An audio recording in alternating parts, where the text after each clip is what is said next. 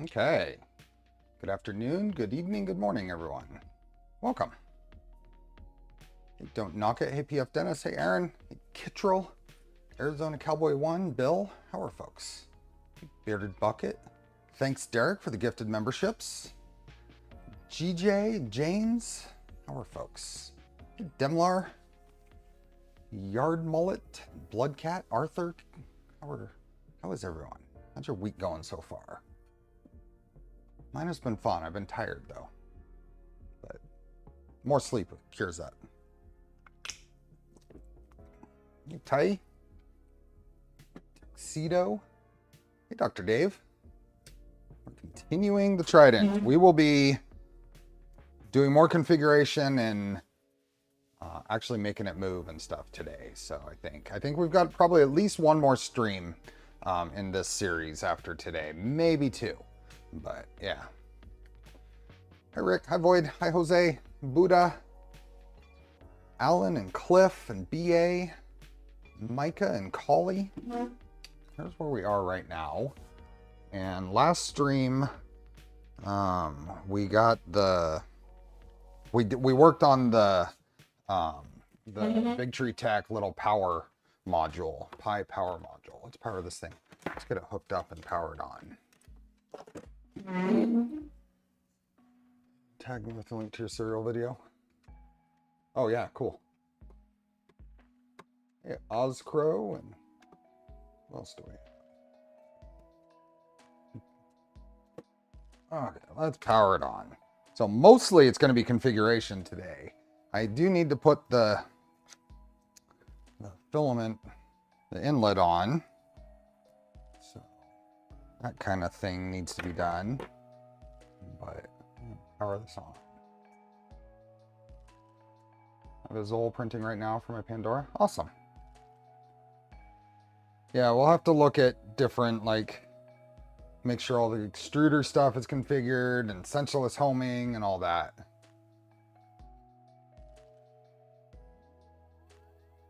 So I have seen the Cyborg Trident kit. And the inverted electronics mod is cool. I have not done that on any of my Tridents. So, Jaeger, PF Dennis, WT Cook. Okay, so it's on, and if I just flip the power off, it just turned off. What happened? Well then, that was supposed to power the thing off gracefully. It did not. Let's take a look-see under here. Oh, we got a flashing light on the little module. Everything else is plugged in. Let's try that again. Got a flashing light on the module. Why? Well, now it's solid. Does it need a little more time to charge? It shouldn't. Hey, Doom Paints. Haven't been on stream for a while. Life got in the way. Well, thanks for being here.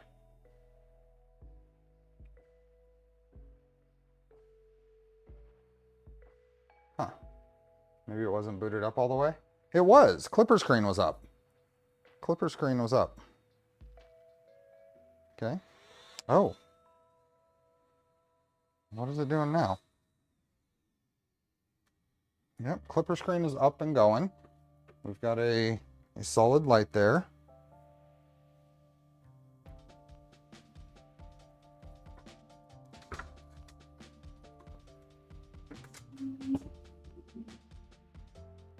We'll give it a little bit.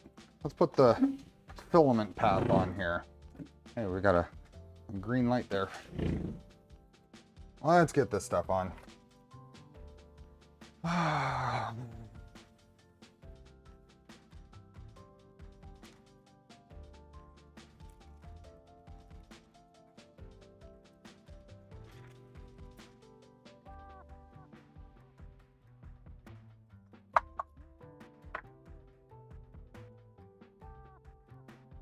It uses super caps, yeah, so it shouldn't have It shouldn't have needed any charge time. I've tested this a few times in between. I was really expecting it to gracefully shut down. Low on cap fluid. Yeah. Need to level the module first. Okay, so we've got that. And then this goes on the side, and I'm gonna need, did I take those out? Set them anywhere? No, I'll need a little peanut and M3 by 12, I think it is. I think one of these. So what advancement are we doing to this? We are, well, there's a lot of different mods that I have installed, as well as, yeah, including, I should say, a 9mm belted gantry and the XOL Toolhead. I'm gonna put this right about here for right now. What Bowden inlet is that? That's my own. It's obviously remixed from the Voron and then the LDO tweaks, but this is on my GitHub. If you go to the link in the description, it's there. Hey there, GPs. Welcome. Needs more LED blinker fluid. Yeah. Anyway, that goes in there. Obviously, we're going to put panels on this at some point, relatively soon. But this should come around. Let's clip out for now. That should go there. Then we can test. So, that's probably fine.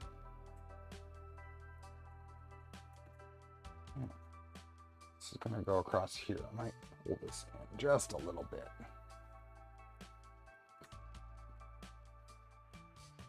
And we'll do some attachments. Maybe I'll send this underneath the, yeah, something like that. We'll do some light attachments with some zip ties to hold these together a little bit, I think.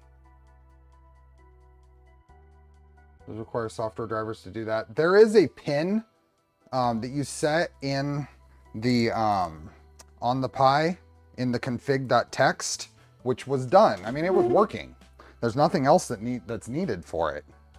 I mean, if I power it off now, let's see what happens. Yeah, there it goes. Now it gracefully shut down. I think we might be able to push plastic GPs. We won't be done, and it might just be extruding plastic, but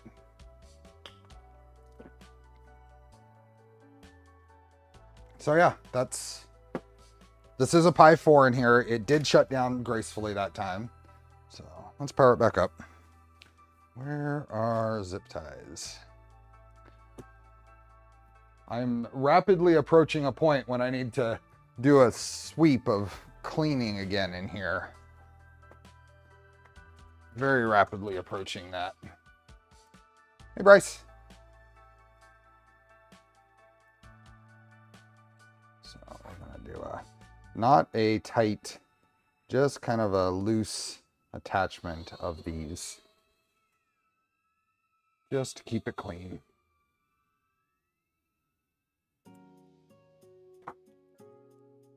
The printer isn't happy, it wants tacos. I had tacos for lunch today.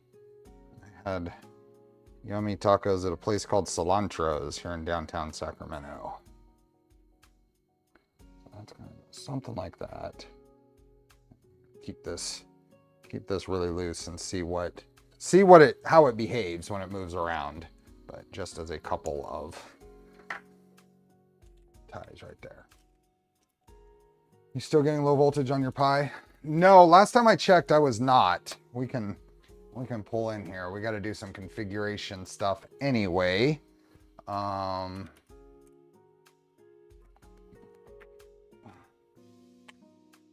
is cleaner than my offer be. Yeah, I'm not getting, I know it's hidden by chat, but I am not getting the warning over here So I'm gonna keep an eye on it, but yeah. Yeah, what you see on camera. I mean, it's not terrible, but it's a lot more cluttered than I really want it to be. Andrew, thank you.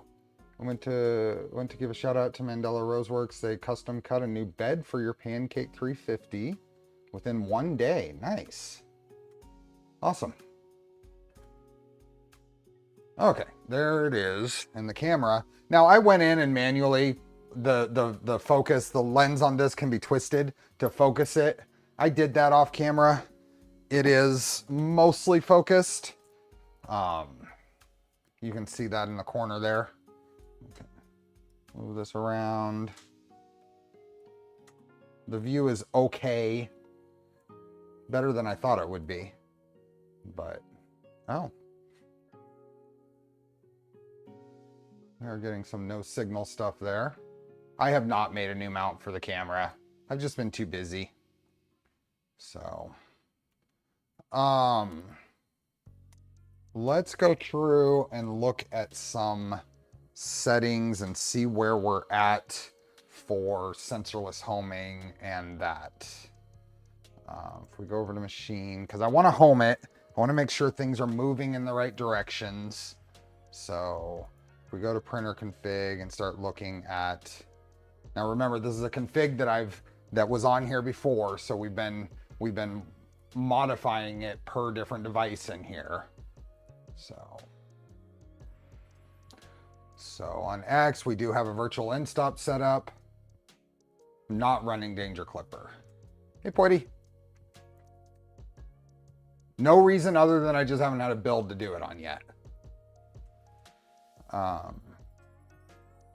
And then I don't know if you're around, Scott, but the diag pin here is sensorless homing on the Leviathan. And our driver SGT, so this is the 5160s.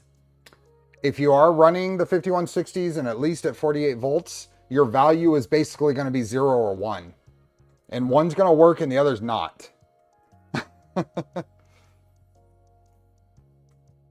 So it's already set up on here, Cow. I don't know how to say that. And at some point I'm going to try Danger Clipper. I just haven't had an opportunity or the time. But what I think we're going to do is leave the values as they are and see what happens when we try to home. So let's go ahead and do that. And I think we're just going to send it. Oh, that was loud. I'm going to use we're going to home just X right now and see what happens. Oh, well, that was fun. Reports driver status, short to supply. Once the underlying issue is corrected, something shorted? What? What?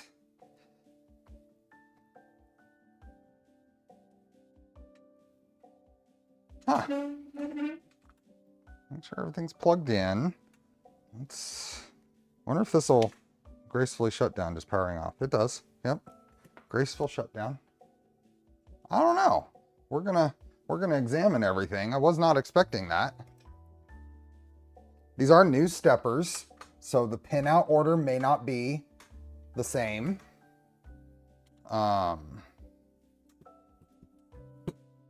Let's see. Let's see if I can pop this. Let's pop that.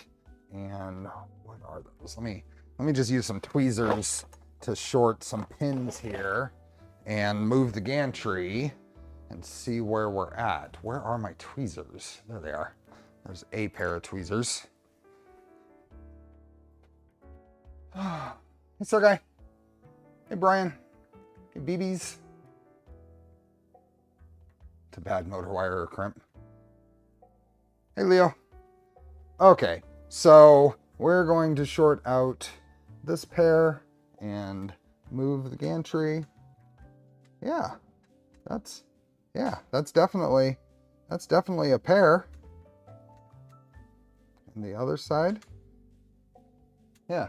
So what I'm doing is, as it's hooked up right now, black and red, I just took my tweezers across the 2 pins that are black and red. And when you move the gantry, I can feel a resistance. If I take it off, that resistance is gone. I mean, there's still the gantry is all belted and tensioned, so it takes a little bit to move it. But there's a distinct difference that you can feel when you short the coils on a stepper. It's not gonna hurt anything. You're not gonna hurt anything. We're just moving it slow anyway. But the pairs are correct.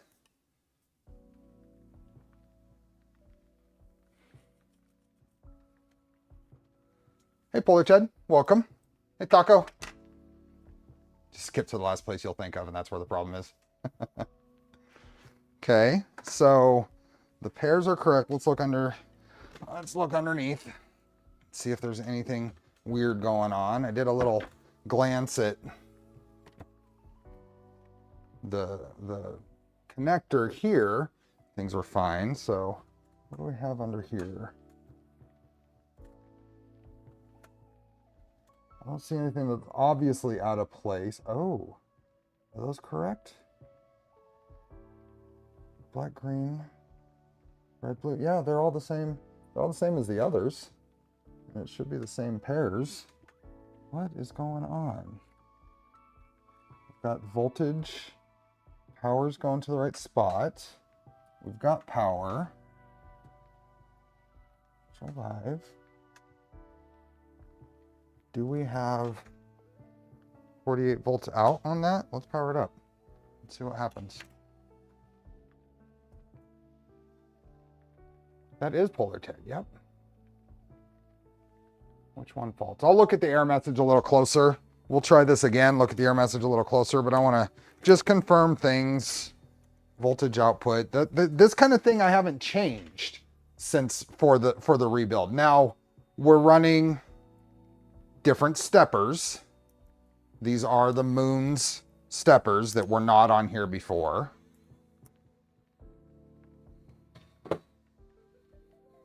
Oh, yeah, we'll look at that. I just wanted to eliminate any wiring, that kind of stuff. If I go here, we're at 47.3 volts out. So it is outputting what I would expect. Well, let's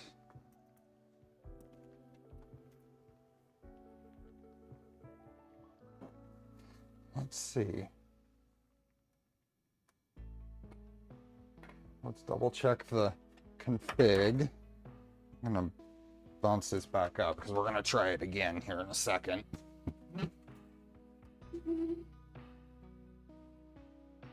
Let's go here. Try again. Do we have a working Pi now? We do. Yep.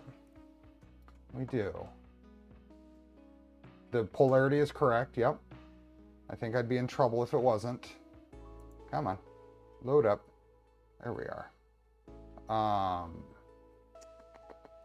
Let's go into the printer config again. Now, I didn't have, these are 1.8 degree steppers, so I didn't really go through and double check that. Stepper X. Oh, okay, so let's change that. I don't know if that's, let's just change some of the normal things that we should. We're only running an amp, that's fine. I don't know what these should be actually, but let's just change this. It might be moving too fast and causing an error. Hey, Charles. Let's leave all of that and save and restart. There were 0.9 degree steppers in here before, so we had to change that anyway. Let's go move, home X. Nope, error. Okay, so let's get a, actually, why don't I just do this? Oh, darn it, chat's in the way.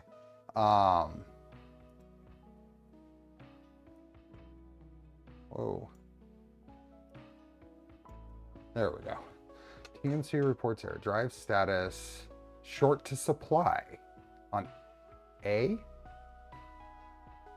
Open load on B. Once the underlying issue is corrected, reload the config and restart the host software. So it's saying print wire order is basically wrong. Hey, Lutian. How many watts does the power supply deliver? It's the same power supply I was using before. So it's not the power supply. This is something is not wired correctly. So I'm going to go through all of this again. Power this off. Watch that graceful shutdown again. 2 coils tied together. If we go to, let's look at all of our wiring. So make sure nothing is black, red. Okay, so my connector, my little adapter is straight through. Red, black, blue, green. Oh, that might be where my problem is in my little adapters. Now I grabbed these adapters off of a what I previously used on a printer. Do I have the steppers that came in this somewhere? Because we can kind of confirm. I think the problem might be in my adapters here. I think the problem might be in the little microfit adapters, wiring adapters, these guys. So this guy here, because we've got,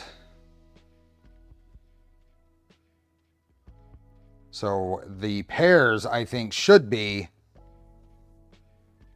black and red. So let's look at let's see if we can, LDO motion. I know which pairs they are, Sergey. We figured that out. It's just looking at what the pairs are on the board, and then we should be able to correlate that to the proper wiring here. So I'm going to go to the Leviathan docs.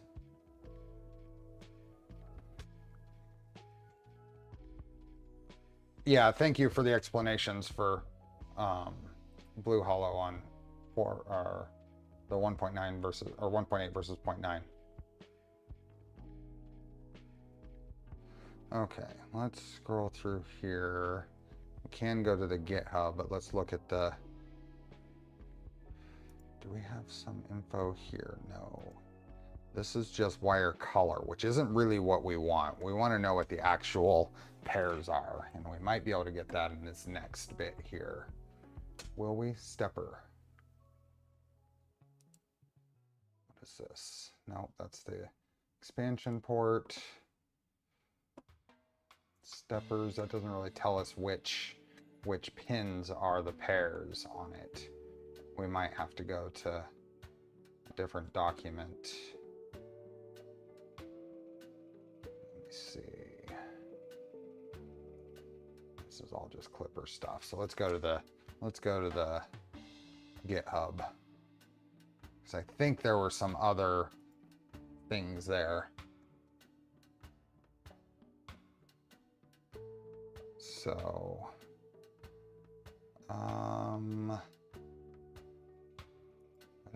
what's in the manual? That's probably the same thing, right? Download that.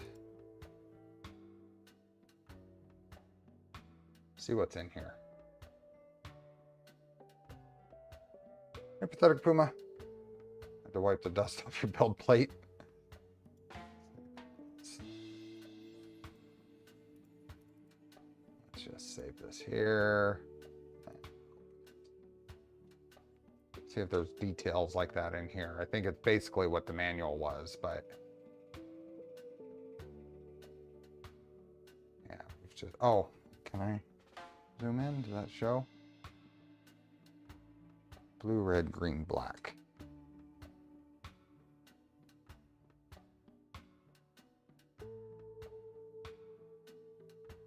same stuff.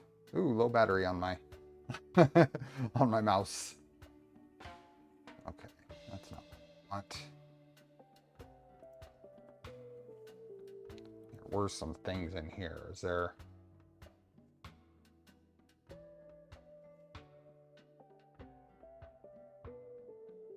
Pin assignment? Is that what I, nope.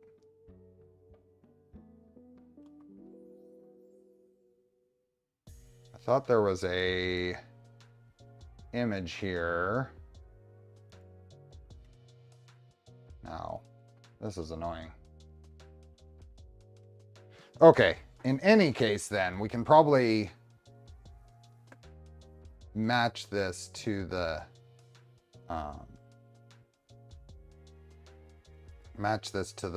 LDO steppers. I'm kind of annoyed that this doesn't, these are named terribly. And is there a back here? Let's look at the back. Nope. There's nothing. Okay, so let me look at this. So on an LDO stepper, the pairs are the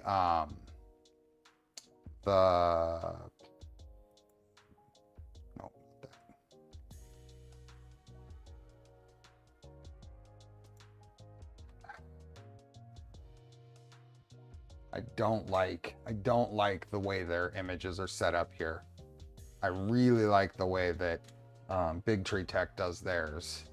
Okay, so the pairs should be blue and red and green and black, but on this one, the pairs are green and blue and black and red. So I think I need to flip those around, and it's probably easiest to flip them around on here.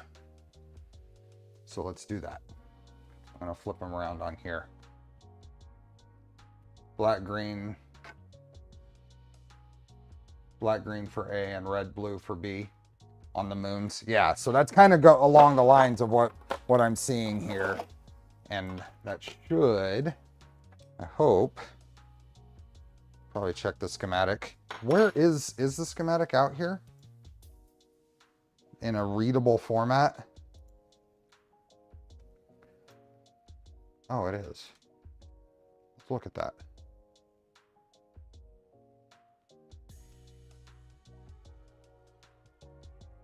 Mail JP Tools. What is that?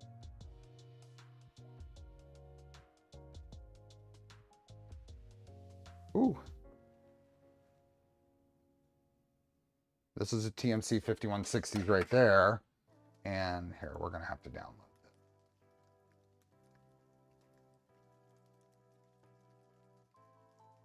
Just save it there. And open it. Now I can zoom in.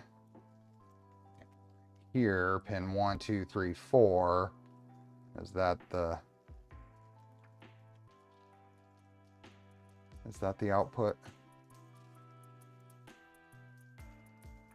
I think so. Yeah.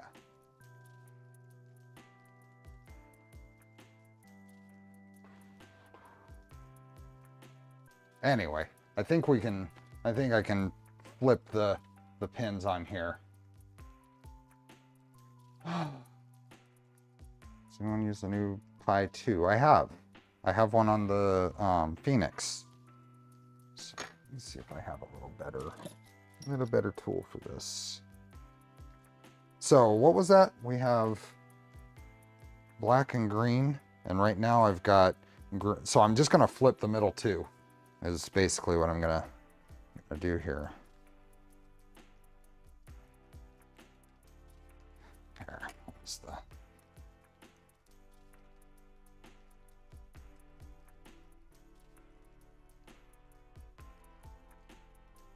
Go. One.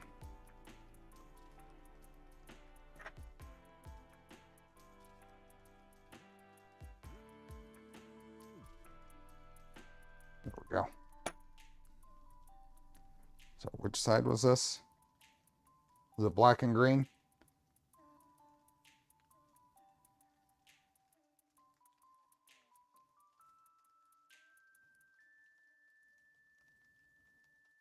Is it black and green?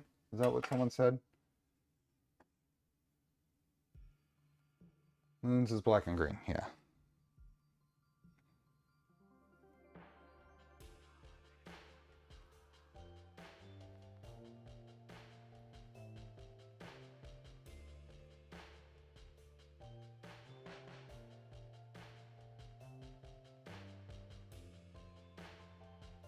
This is not, this is a pH. I don't have a depinner for this.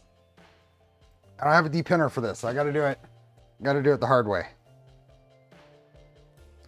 So, here, this one, pop it off. So, yeah, just swap in the middle too. And then other side is Molex. Yeah. Well, I mean, this is JST. There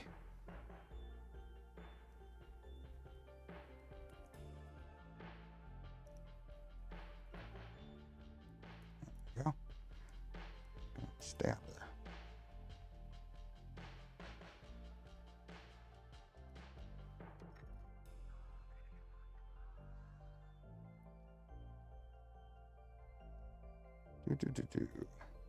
That one and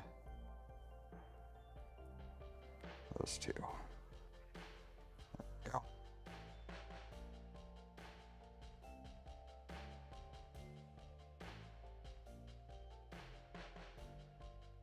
So it won't pull out.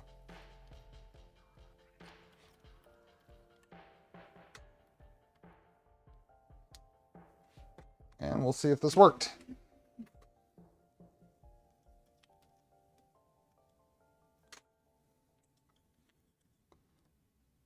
Seems odd that it didn't just buzz instead of giving the error message. Okay, power it on. It is JST pH. Yep. And I don't have a depinning tool for that. You lift the tab on those. You don't push the little metal tang down.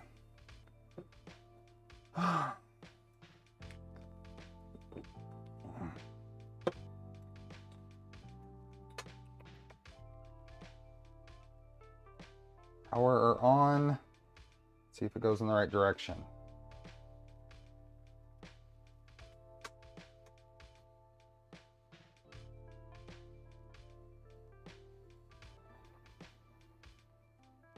Okay, move, home, home X. There we go. Sensorless homing worked. Sensorless homing worked. It's just going the wrong way. Try again. So when we home X, we need to, so I am going to go to docs.voron 9. And we're going to go to, is it the build and initial startup. And down here, I just like to pull up the little document. Here we go. Any of these will work, but let's go to here. Let's just so you can follow along where I'm at. Hey, Lee Marie. That is where we're at. So when we homed X, it went this way. Now I'm guessing Y is going to go forward now, but we will home Y.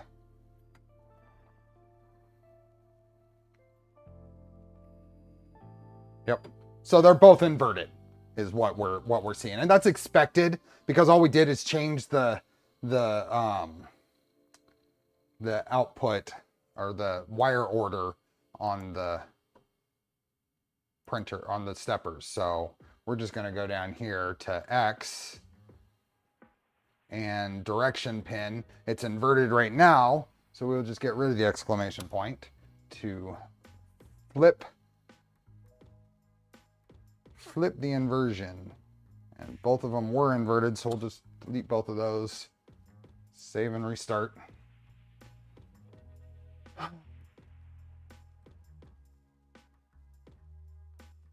YOLO homing, that's ambitious.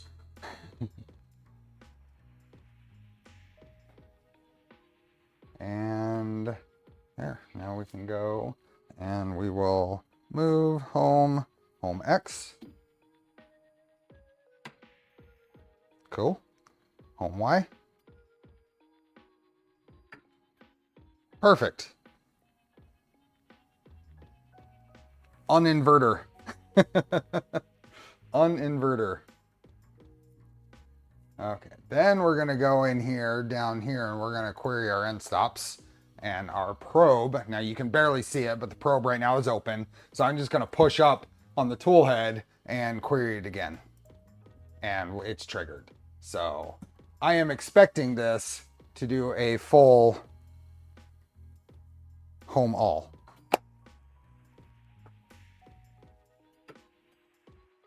Invert the inversion. Change the name of this printer from VT gray. No, it is gray. It's the frame color.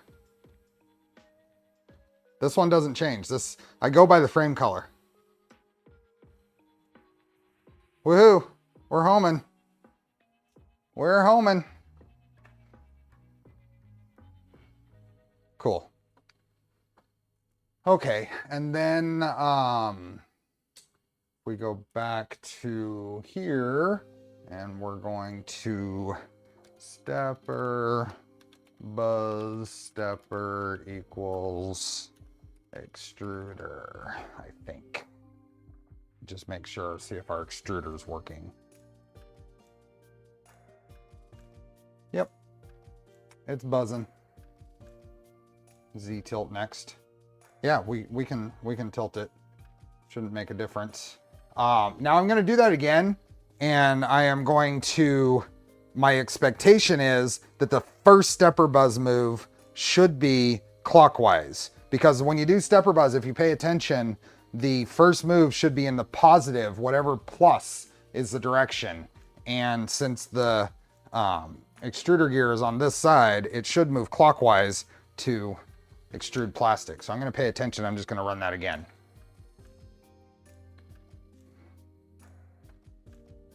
So, and I am going to actually, maybe I'll do a little, put a little tiny mark on it. I can wipe that off later, and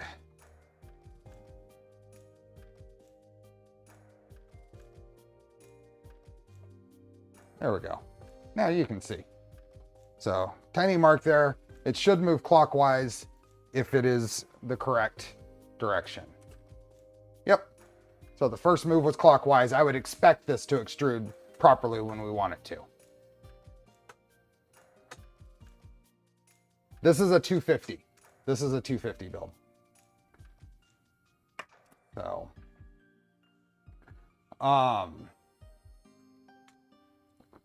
this is a 250 build. We've already tensioned the belts. We tensioned them to about 2.7, or was that right? 2.7 on the meter? Yeah, 2.7, 2.8 on the PF Makes meter. So this is the ZOL. And howdy, Ethan, how are you? Someone been crazy enough to bring that print head and tap to the VZ gantry yet? I don't know. So Ethan's here. Is anybody else going to Orange County Maker Fair? It's only in like 3 weeks, which is not okay. It is not okay. That's not enough time. Arch nemesis doesn't take some getting used to once running Stealth Burner for so long. Let's look at, what do we want to look at? Let's do a Z-tilt, I guess. Z-tilt. Well, that's fun. No trigger on probe after movement. I think it's too far off. Let's go move that down. It is quite tilted. I'm just gonna override the steppers in the back, and let's do this now. Home all. Hey, 3D Medic Vince, welcome.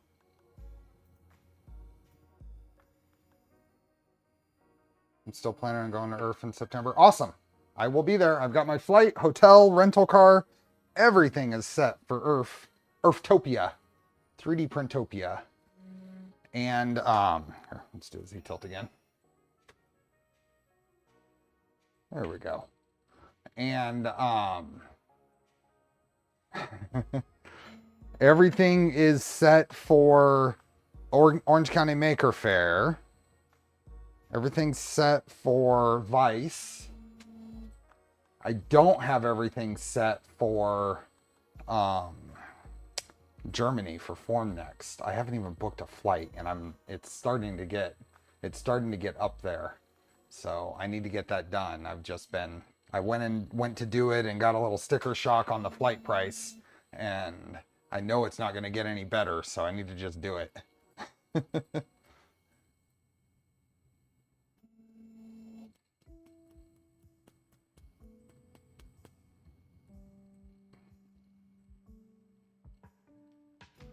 Just don't get COVID again. Shush. Shush.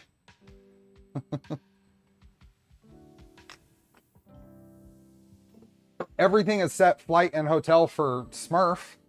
I'm going to the UK. I'll see you there, GPs. I think that just Formnext itself is going to be interesting. It'll be my first experience, so. We can't find a cheap enough hotel. It'll only be a day trip. Ah.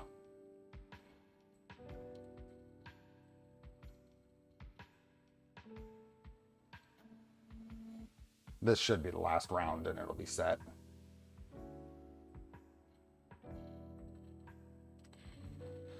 I'm gonna go, we're actually gonna go to Prague first. We're gonna start our trip in Prague, assuming I can book the flight.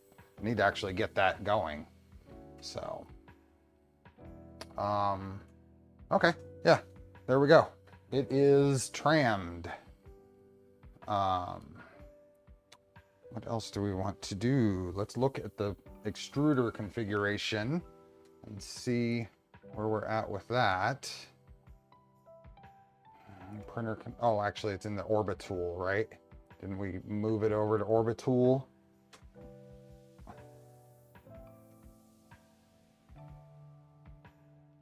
Printer is a bit offset in the plus X direction. Need to set the X endstop position. Yeah, probably with this new gantry setup. Because it's homing to the whatever it's hitting over here, and if that's different from the plastic parts, yeah, we'll have to check things out. Sure, why don't we do that? Let's look at the extruder stuff first. This is all orbiters. This is all the orbiter config, so I'm assuming it's going to be close. We'll just run an extruder calibration and see how close it is. So all this should be okay. So let's go ahead and close this. What I do want to do is, as was said, let's go to let's go to X0 and see where we're at. We should be, so G0, oops, 0X0F something. Oh yeah, we're about, we're at least 5 millimeters over. Excuse me, sorry about that. Oh, cool. My last litter robot thing is actually finally supposed to be here tomorrow.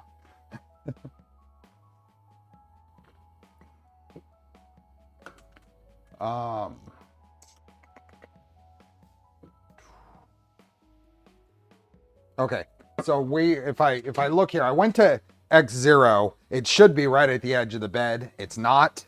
I can grab my little scale here and see about how far. It's USB, Frank. So I'm just gonna get in here and do a quick, just a basic. It's looking like I'm about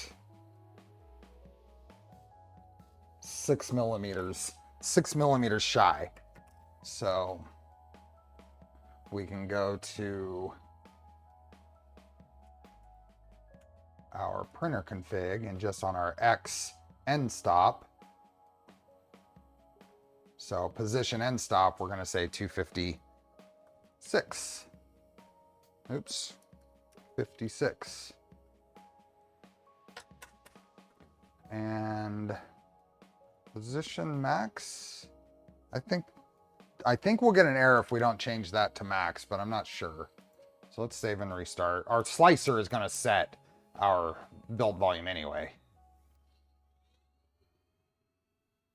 It is XOL, yep. So now, if we go home, let's just home X.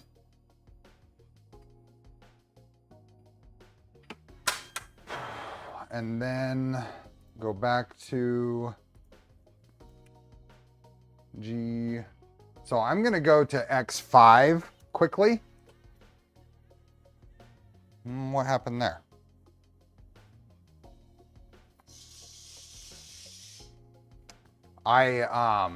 Relative versus, what is it? G, I always get it mixed up. Is it G91 or what is absolute coordinates? That's something I shouldn't get mixed up, but my brain's not letting me remember which one it is. Do I want G91 or G90? Absolute coordinates. G90, thank you. Now we can go, there we go. Now we can go to 5. And then I can jog it over 1, 2, 3, 4, 5. That is, we could have gone another millimeter, but being a millimeter in isn't too bad. Let's go to 250 because I want it to be, let's go to 250 should be the other edge. I'm gonna get my head in the way here. Yeah, we're in there. G91 is relative. I just get them mixed up. I knew it was one of them. I wanted absolute. So, okay. So looking at the differences here, I could go to 255 and I'm going to pretty much center my 250 build volume on this bed, just looking at how things lined up. So I'm going to go to in here and set that to 255. And it's a nice number. And save and restart. And then, yep, we're going to look at Y next. So now we're going to home, and I'm just going to home all.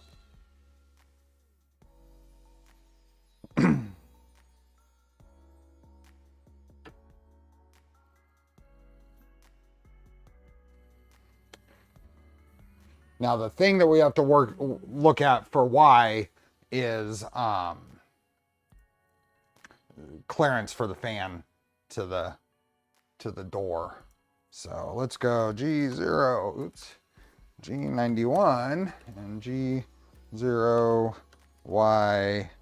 Let's go 5. Actually, we can just go 0.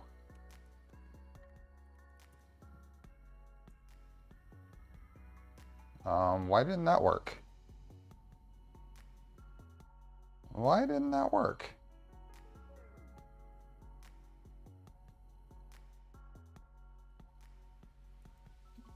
Well, that worked.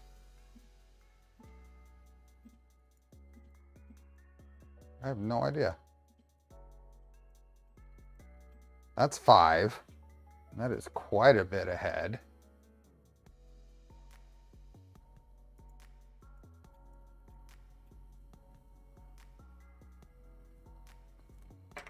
The feed rate shouldn't have done anything.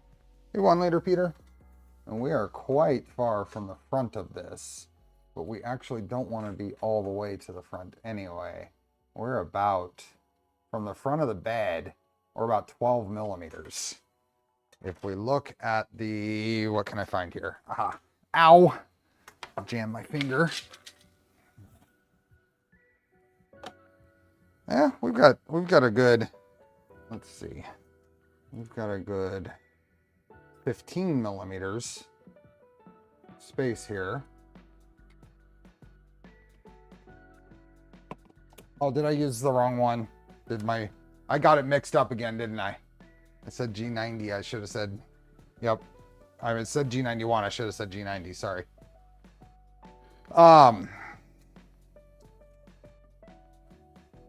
My particular setup here. So if I go 12, I will be at like 3 millimeters of clearance with the bed, or with the door. If I want to avoid the holes in the build plate here, I can pull it in another, let's go another 6. So I'm just going to move it forward 6 millimeters, and that'll put it right on the edge of these holes.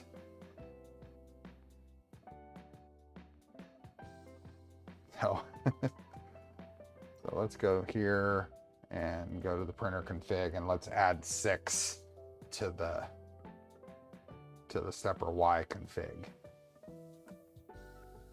So 256.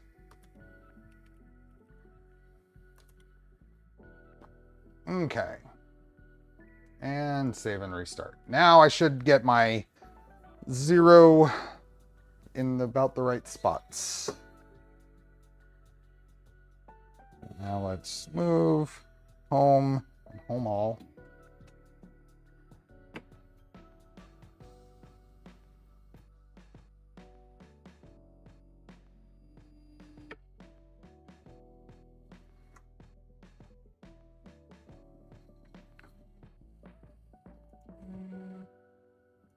Okay, G90, G0, Y0.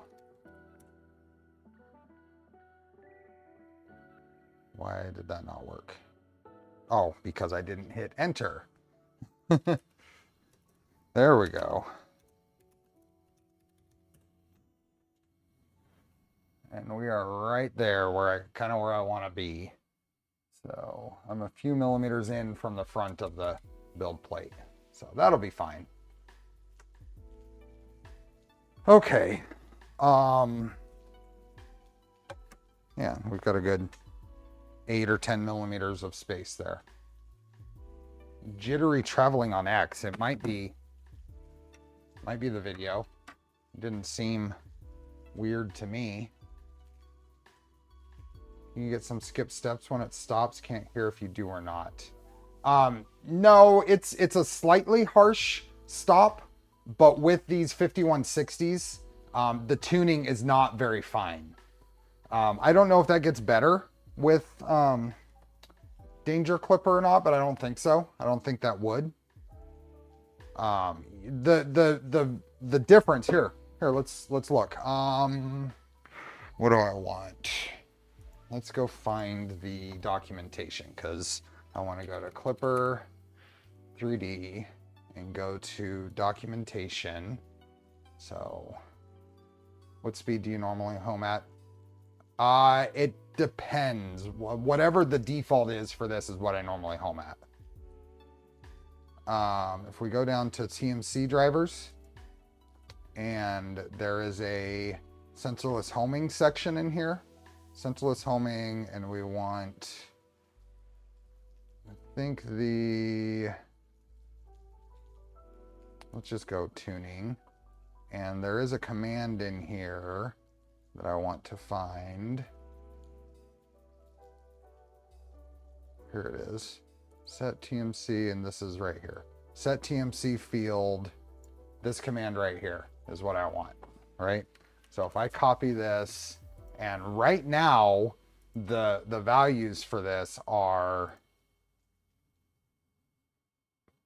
0 for X and 0 for Y. But watch, our range is -64 to +64 for 5160s, right? So if I go, so I'm just gonna go and, oops, sorry.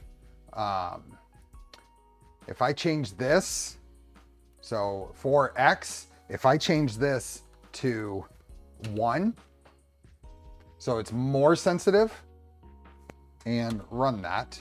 And now if I home X, oh, okay.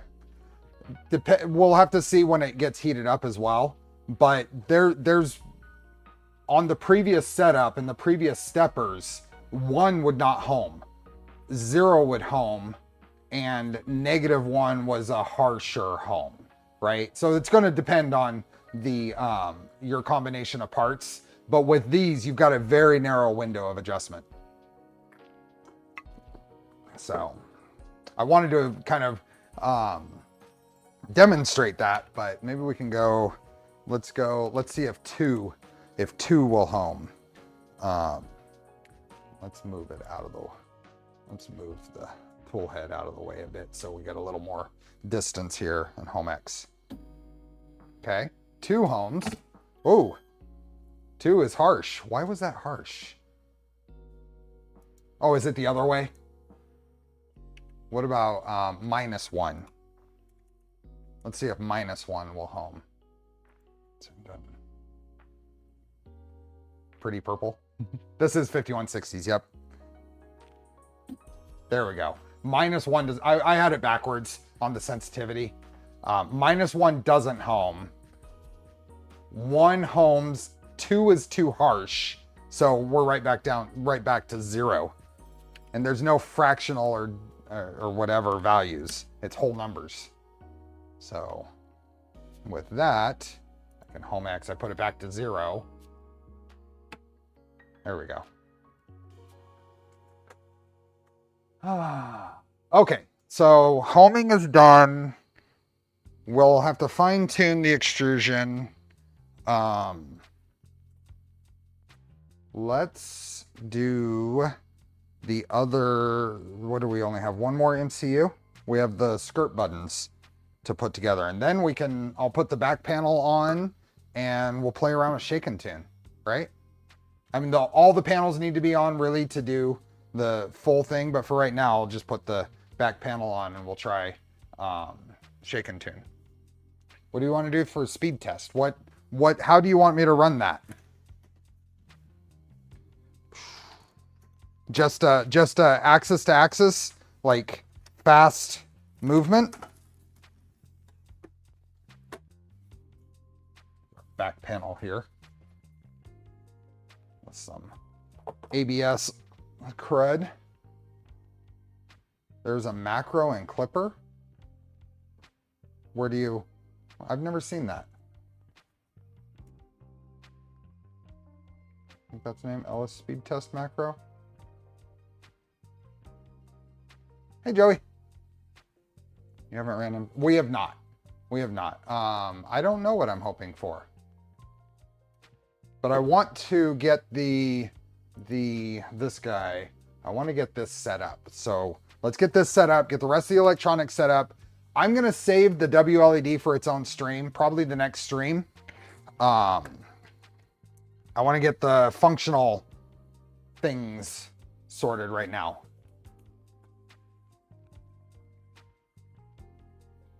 So let's get the firmware updated on this PCB.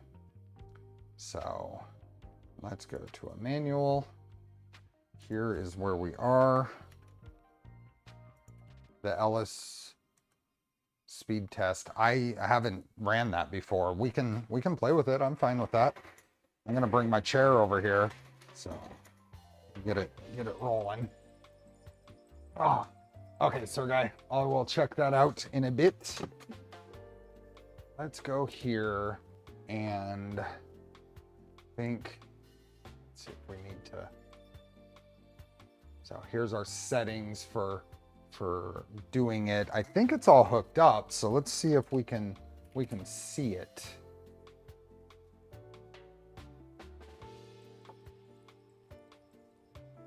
Go.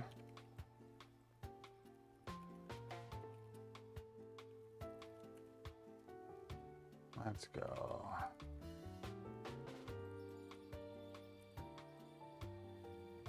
So what is this thing? It is the 072, so it should be that guy right there. So it's on there. Let's just grab this and see what it looks like. See if it comes up in, it's Alice. Okay. So this is the USB ID. So let's go to the machine, and I think I want to do a new skirt button config. So let's create a skirt. I don't know, because skirt buttons. And actually I want to, let's paste that right there for right now. Save that. I'm gonna go here. I'm just gonna grab. I know this is, actually no, I don't want to do that, sorry. I want to go here and look for their config. Where is there, oh, sample. What is this? Oh, that's just macros. Do they have a sample config?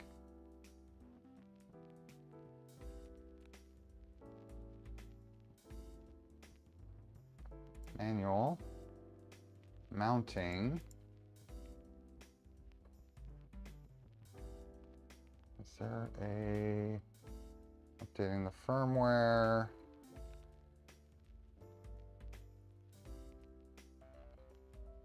Oh, they don't. Oh, is this all enter the result of a command in the MCU thing? Okay. I guess let's close this. Go to our skirt buttons.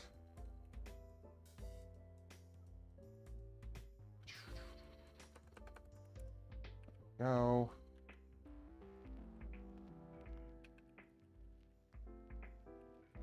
MCU, let's just go ahead and call it skirt. What else do we need to put in here?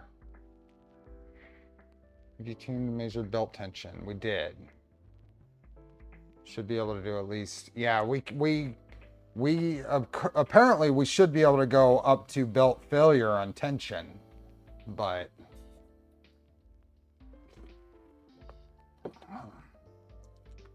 I want to, what else do I need to do? I need stuff. I think we can go back now to here, and let's just grab these macros. So things, do we have a rename existing? There's no like, what is this? This doesn't make sense. Where's the definition for the pins?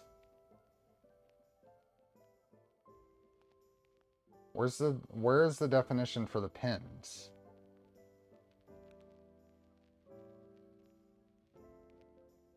For this. There should be a, oh, here we go. Config. There we go. This is what I was looking for. Okay, I was confused. Let's just grab all of this. Let's grab all that. And let's paste it right here. This is what I was looking for. Hey, Maker Viking. I think always interesting, theory matches reality. Okay, now I'm gonna grab this and put it right here.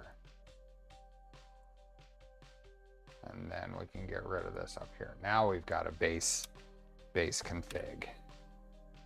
Very weird macro setup. I just rewrote all of mine. Yeah, and someone I don't remember who, and I'll find it when I look in Discord, but someone pasted a better emergency shutdown setup into Discord as well that we'll probably play with. So if I save and restart this, we should see this and see what version it's on and all that kind of stuff. So here we are. So now we have the orbital. Oh, it's not a, oh, no, we don't see it because we need to go into here and include. We need to include it. And what did I call that thing? Skirt buttons? Was that right? Yeah. So now we should see it. There we go. So the 072 is on Clipper 0.11. So let's go ahead and update that. So you see our Clipper version here is out of date for that. It's short press and long press actions. Nice. Ooh, it's. No. Oops, shoot. I'm rolling into my camera here. It lit up. It lit up. Nice. What happens if I hit home? Hey, it's homing. It's got a different color. I like it.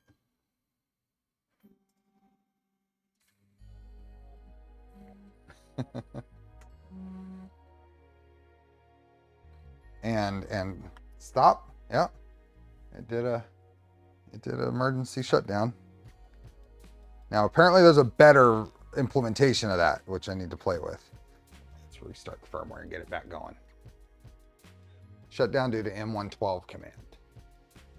So, okay. Bring it back up. I like how it changes colors too. I agree. That's kind of cool. Okay. We want to update this thing. So let's go back to their, what else was in here? Let's see what else we had. Skirt buttons config, and oh, there's a schematic. That's good. Yeah, that's good. And images. Just got the PCB. Okay. So that's that. And the back is that. Okay. The orbit tool is out of date too. A little bit. Not as much as this is. That's only a few minor updates out. We can update them. We can update them. Let's get this thing updated. So let's go back here and into the manual. Are there other versions? Nope, V0 and V1. And go here.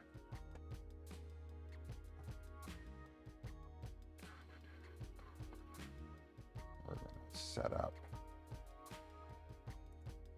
So, Clipper, make, menu, config. We're going to set, let's go right there. STM 072. No bootloader. 8 megahertz. And nothing else. Oops.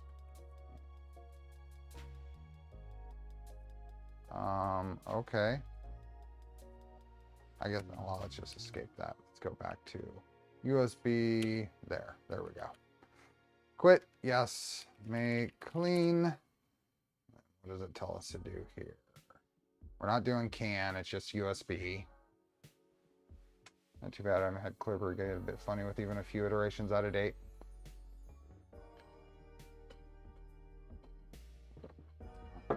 And then we'll have to put this thing into boot mode. What is this thing? LS USB, is it showing up right now? That's that. There's the 072. There's the 042. That must be the tool. What is the 042 on this? What is 042 on this? Is that is the tool orbit tool STM? It must be. In my DMs. This is a speed test they're talking about. Okay, I'll look at that. To make. Oops, I didn't do Just J. Whatever. Make sure the skirt PCB is connected to your Raspberry Pi, and then press the boot 0 button, and then press and release the reset button.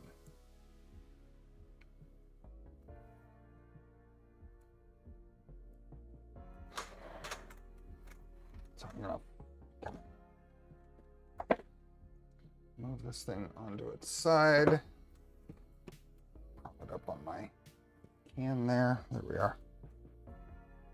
Okay, that's done. And then we're going to hit the boot 0 and then press and release the reset. So boot 0, press and release reset. Should be able to do an LS USB and see it in DFU mode. Oh, you can't see that. There we are, in DFU mode now. Start a print on the airless basketball. No, I just opened the filament I got today. It came in yesterday. And then make sure the status light is green. We used LS USB to make sure it's in the mode. And then this guy here, can I? Nope, it's not. Yeah, that's fine. Make flash device equals 0483 colon DF11. Is that it? I think that's it.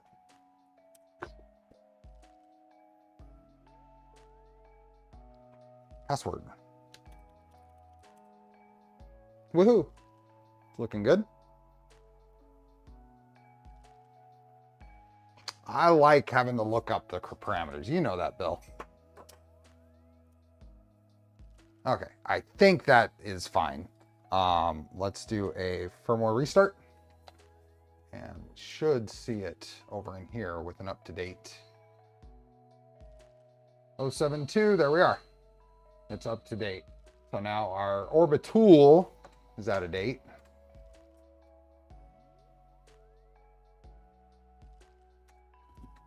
I imagine that's probably the same process.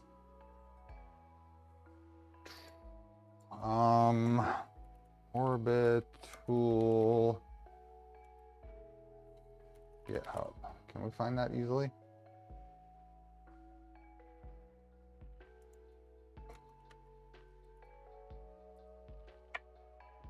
Smart Orbiter.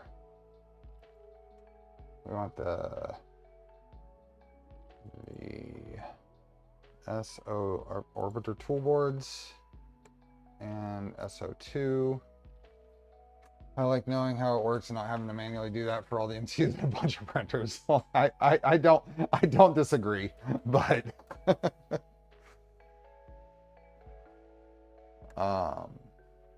let's go clipper config. Nope, that's just the config. Let's go documentation.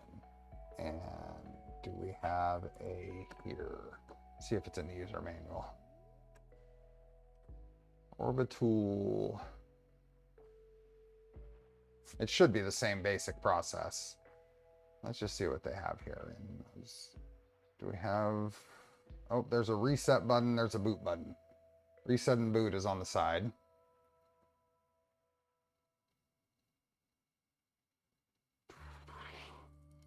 USB communications interface, the wiring diagram,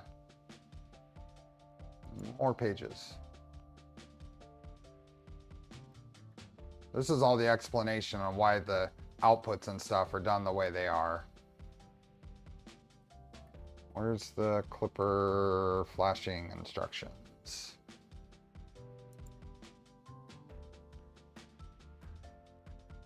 Microcontroller connect. If your board is pre-flashed with clipper, must enter DFU mode. Press the boot and reset, and then the release reset. So let's see where those are. Oh, they're right there. Right there on the side. What is it? Boot and reset and release the reset.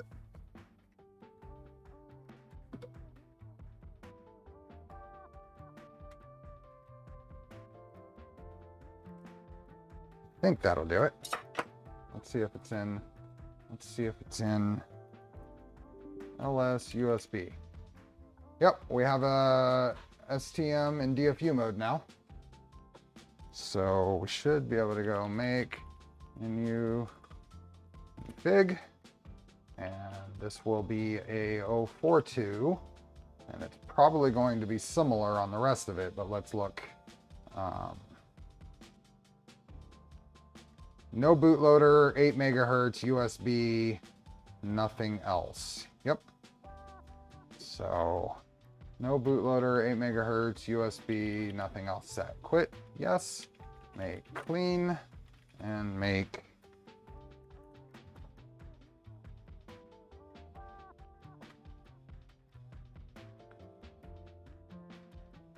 you had a tap changer with 6 tools, 2 hours just to flash everything.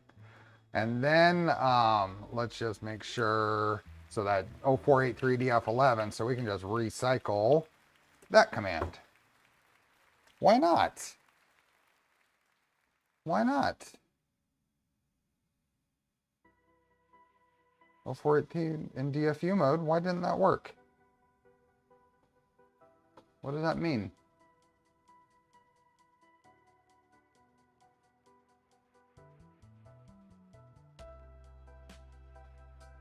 The build didn't succeed. Oh, did I have an error on the build up here? Oh yeah, I did. That's why. I had an error up here. Why? Linking will not fit in region. What does that mean? ROM overflowed. Yeah, I didn't notice that. I shouldn't have kept going. Let's make clean.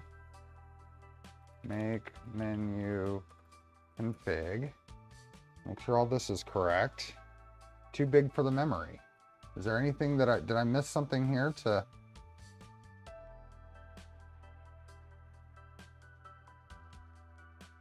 That is 042. No bootloader 8 PA11. Optional features to reduce code size. Do we need to set that? Is there anything in there to set? Oh, that's interesting.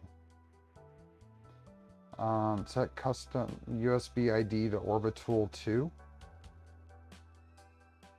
Why? USB ID. USB serial. Orbital 02. Is that 0 or an O?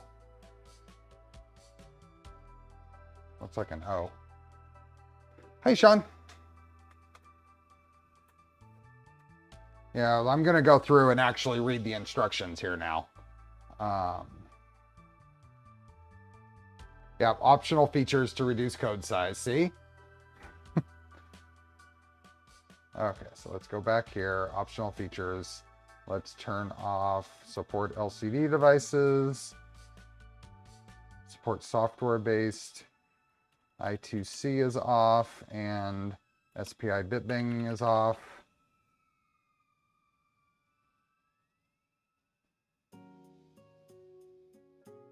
That looks like the things.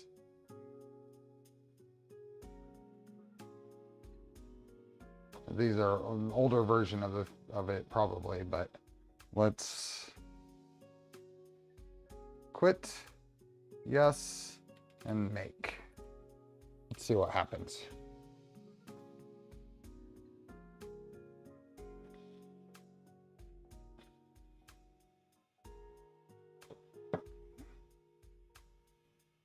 I know there's probably others that I didn't need, but I wasn't quite sure. Let's see if this gives an error this time. There we go. Now, let's make sure we're still in DFU mode, and we are. So we should be able to do that now. There we are. Congrats, Polar Ted. Okay. So, this should restart. Or restart.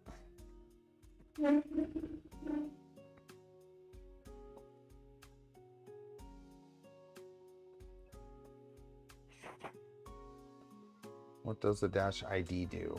Where's dash ID? I don't know what that was. I don't know.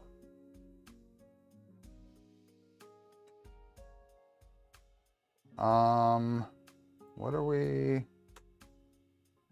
Why aren't we starting back up?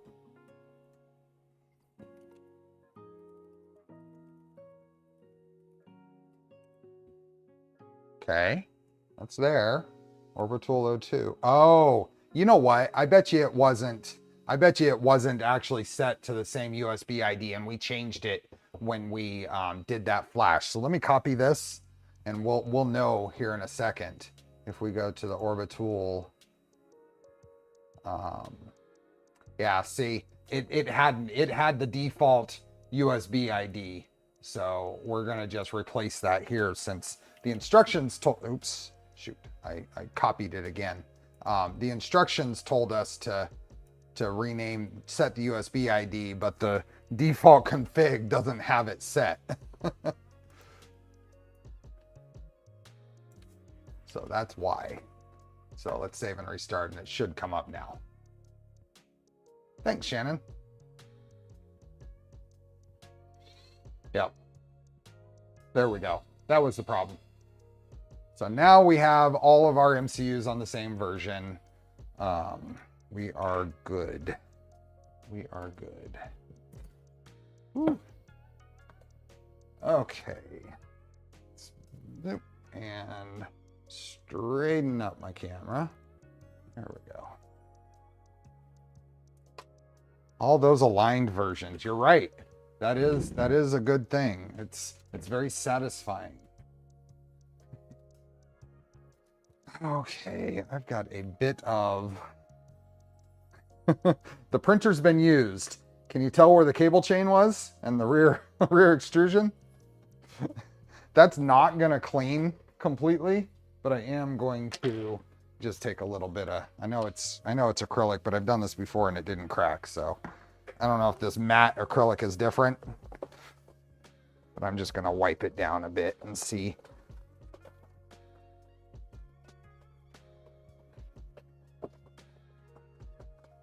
See if it comes clean at all. Gets rid of any of that pattern.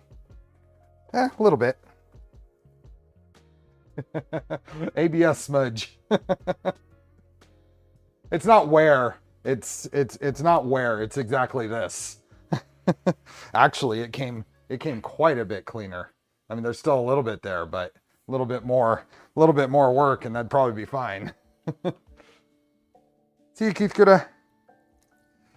Let me go one more wipe down on this.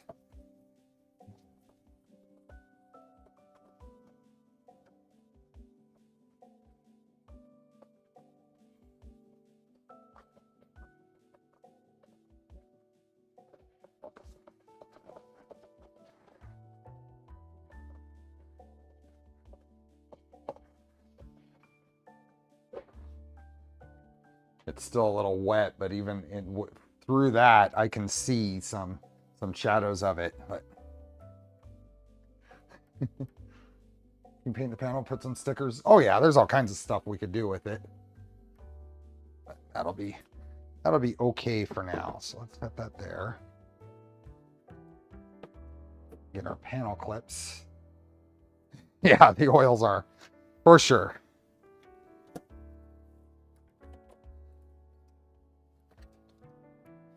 Okay, my shoes are having a hard time staying tied lately. I've had to tie my shoes like the last 3 streams. Okay, one, I'm looking for the thin panel clips. There's corner clips and side clips.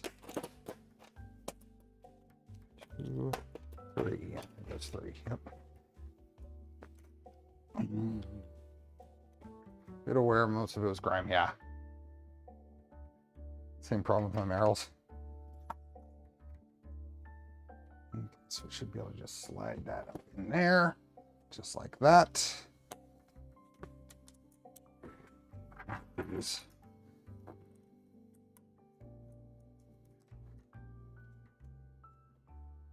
Center things around.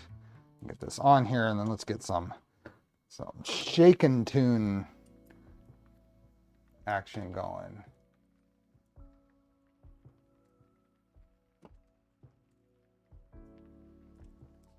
We are so close on this printer. I'm very happy.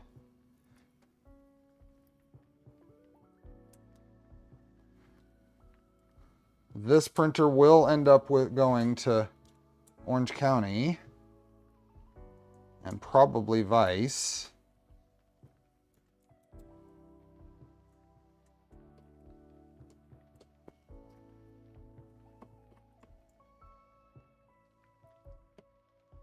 Was the ESP32 set up already? No, but I'm saving that for basically its own stream. The last, we're going to do one more stream on this, Sean, because I feel like we're going to be doing, basically today is get everything functional and check out like shake and tune and maybe even should push some plastic type stuff. And then next stream would be kind of the finish it up, run the WLED stuff, because I feel like it's new to me. I've never set it up before. A dedicated stream basically for that seems like a good idea. There we are. Now it's got a back panel.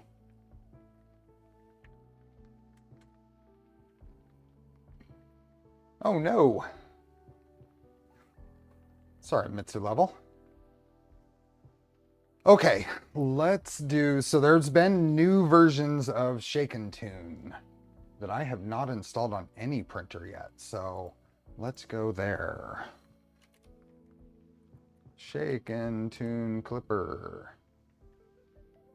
Clipping Shake and Tune. What are you using for your umbilical? A lot of my stuff, my own setup.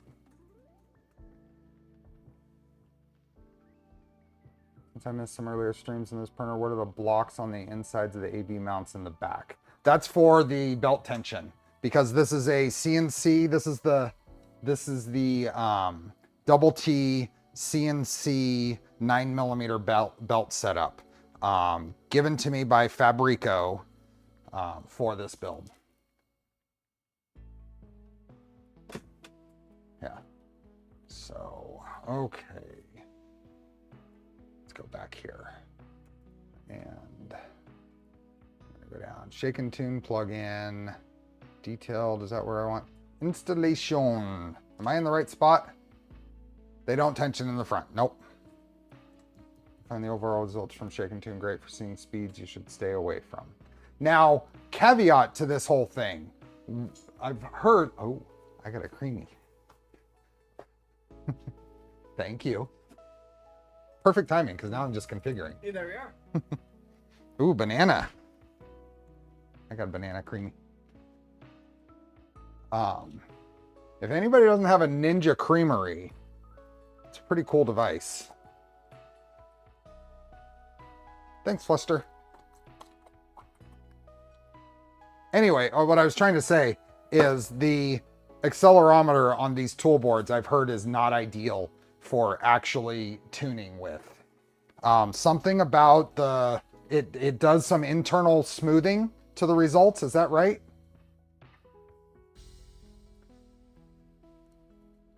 Was that the same as last Tuesday? You compete in the 100 with the speed you went for that. You have to wait 24 hours to freeze. Yes, well, she keeps a rolling cycle of stuff in the freezer ready to go. Okay. We are going to install. Let's copy this and let's go back to home. Oops. And paste that there.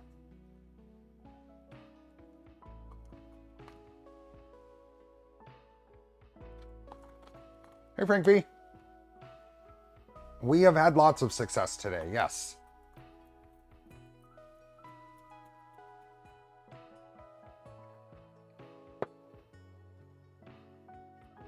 Okay, installation.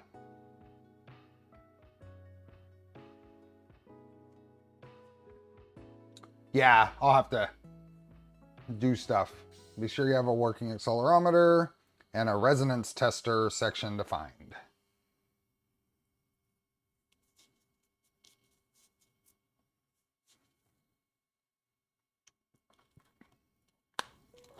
Creamy? Oh, it might be. I don't know. I have no idea.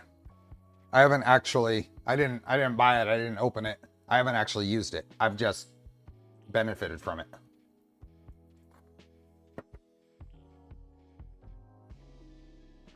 Ooh, metal detecting success. We did tension the belts on a previous stream.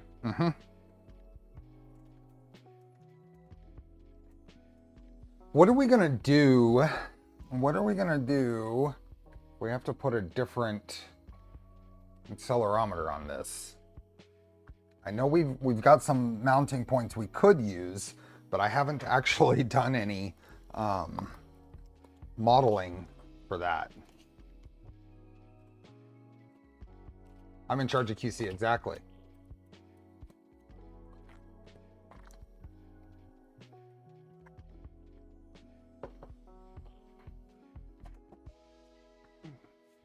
What else do we have to do? We need a resonance tester section defined. And do we right now?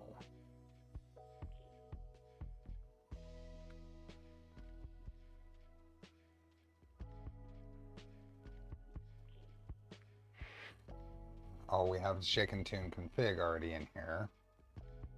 Input shaper. Do we have anything in here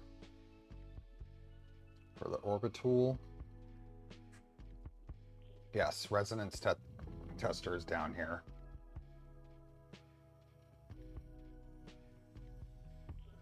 Does the orbital have one built in? It does, but I've heard that it's not ideal. We're gonna find out.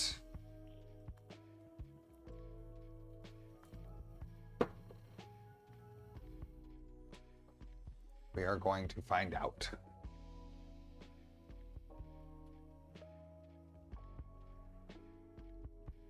Bad enough that you'd avoid it entirely. Are we talking about the... I don't know. I've just heard. So we're gonna find out. We're gonna experience it. We may do some final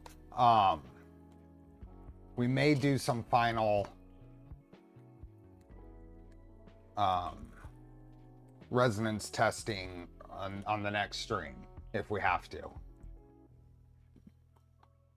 Our audio shouldn't be quiet.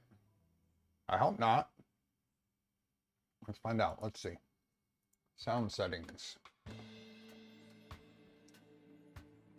Input. My microphone is 100%. It's just my soft, sweet voice. Yep.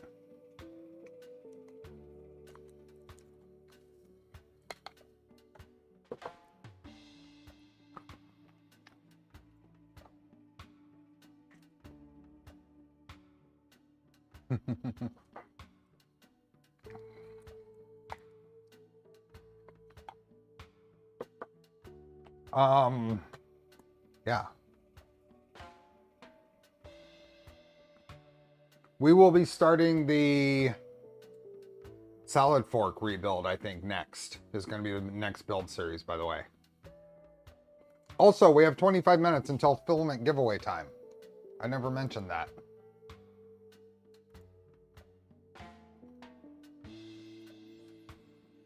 We have half the number of likes of people here, though. I have a tendency to mumble when reading instructions or chat's questions. I've been told I've mumbled before.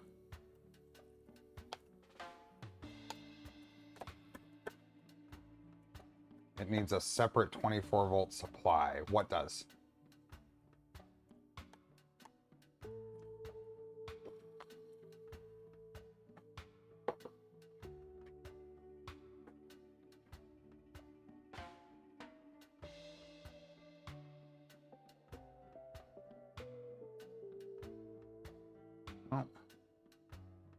Still going. Oh, EBB and USB mode. Got it.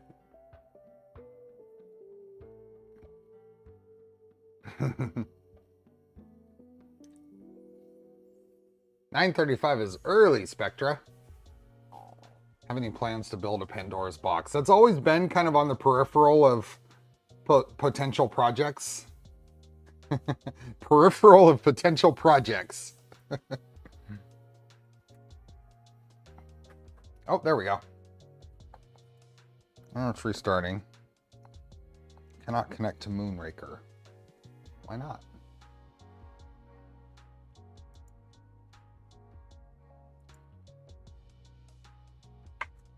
Cannot connect to Moonraker. What'd you do to... Oh, there we go.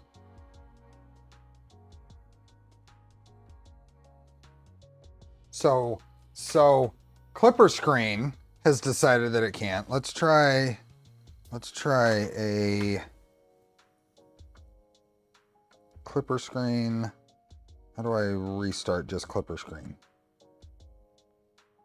Retry. There we go. Okay, Clipper Screen is up.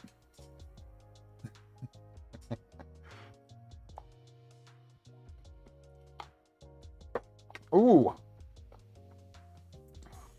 Yeah, it's about time. That's not a lot of sleep, Spectra. Okay. Here. Then append the following to your printer config file and restart Clipper. Really? I don't think I have that. I don't think I have it. Is that new? This section here? Let's close this. Printer config. I don't think I have a...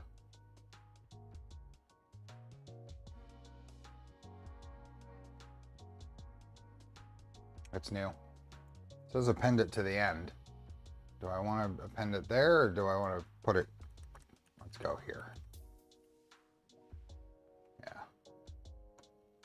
And I guess... Did it tell us to actually uncomment any of this? No. There are other changes too. Do we need a new...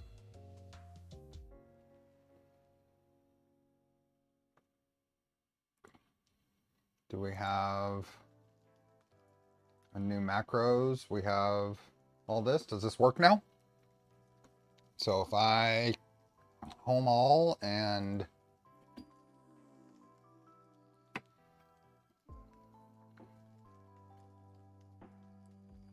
here, we can probably go, let's do this. Move the webcam down here. And let's throw temperature. No, I want temperature there. Let's throw machine over here. Something like that. That'll probably work. Yeah, that'll work. Gotta help my mom with some stuff. I'm going back in time for giveaway. You have 21 minutes, Charles. Do you have the new Shake and Tune folder showing up? Let's refresh.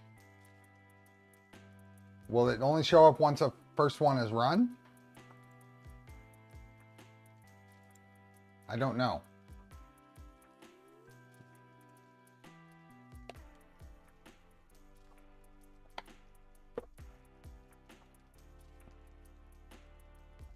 What happens if we try to run this? Let's just do a belts, compare belt responses. No, it's shaking.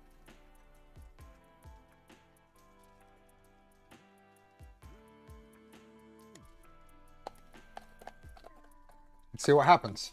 It's shaking.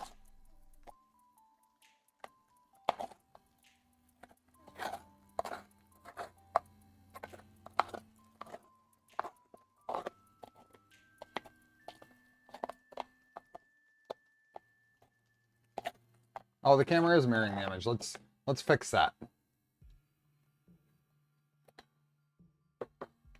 It is cold.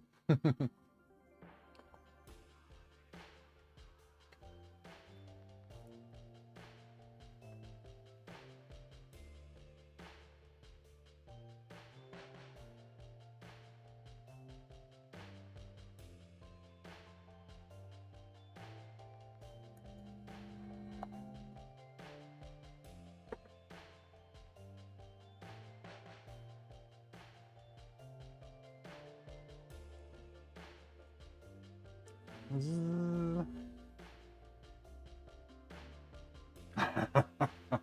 you having some ice cream now, Bill?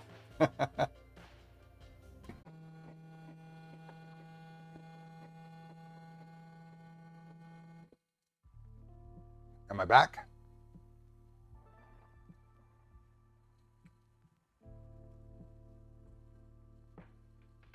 Should be back now? I don't know. We're back. Weird.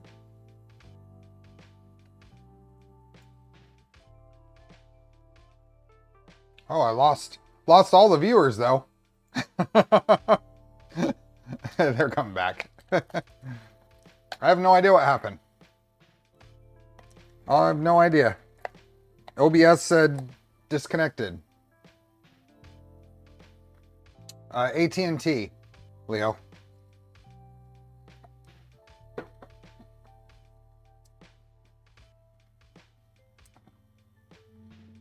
Never screen freeze. I haven't gotten the brain freeze yet. Could we see the console?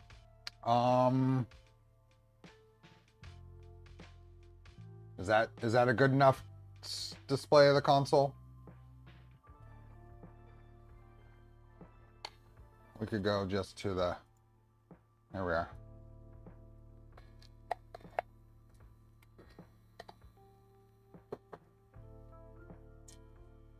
I don't know what happened, but I'm glad it wasn't long.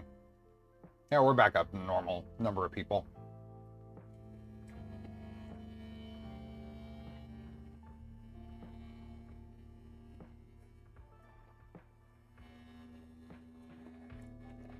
I got Nilla wafers in my banana creamy.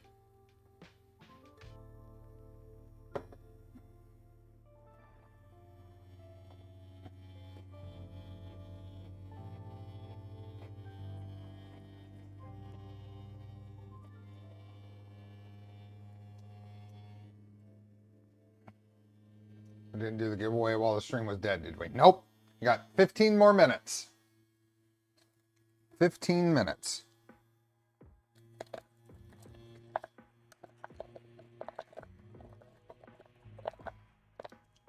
Yeah, all my stuff is in the house. It shouldn't be getting hot.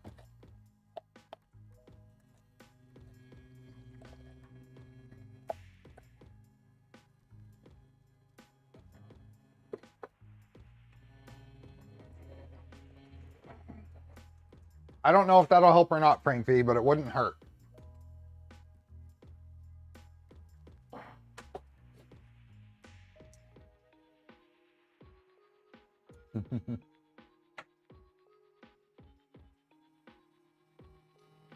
Oh, I wasn't about to fix it. I was actually wanted to wait until this process ran. I love banana milkshakes. Well, especially when they're real bananas and they're made with real bananas.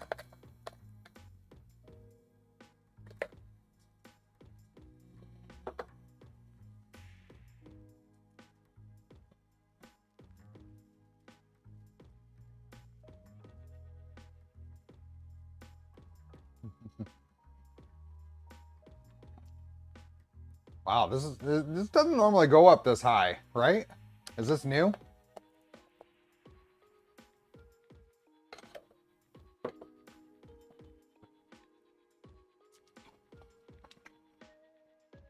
Acceptable mechanical help. Okay. Let's go here first before we forget. Let's edit this. And I guess, there we go.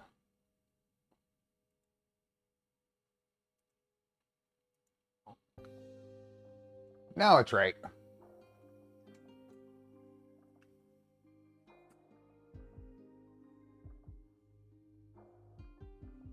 Boozy banana milkshake. Okay, if we go to the machine, now do we have, here we go, shaking tune results. And here's our belts comparison. Reload. Okay, shaking tune results. Ah, that's why. Belts comparison. There we go.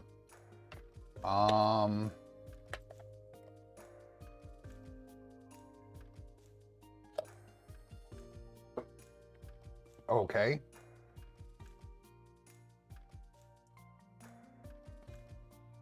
You would like Ted Drew's and St. Louis frozen custard with ripe bananas, nuts, and chocolate?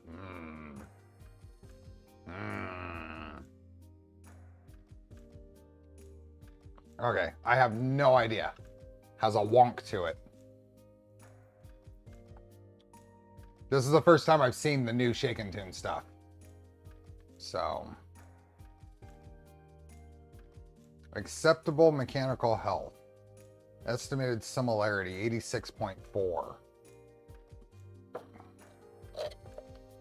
Micah, you have no place here.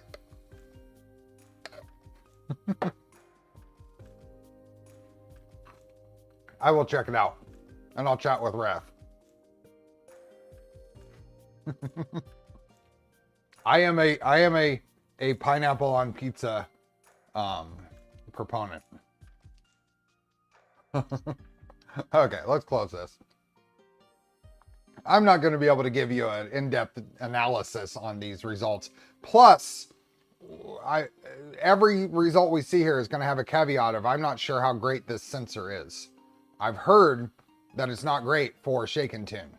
And we may need to run a dedicated accelerometer in order to get good results. Or I wouldn't say good results. I would say pizza. I read in chat. Would get results that we can actually act on and configure with. So we're just kind of playing right now. Let's run the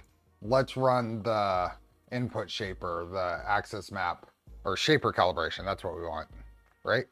Shaper calibration.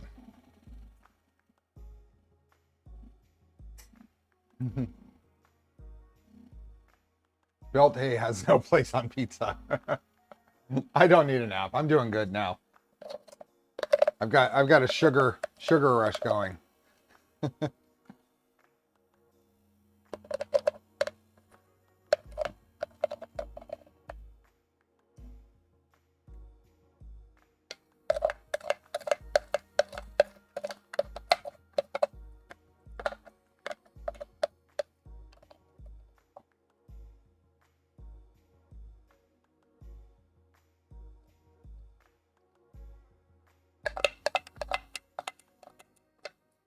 Hopefully this isn't too loud, but I'm gonna finish this off. Ooh, that sounds good. Early.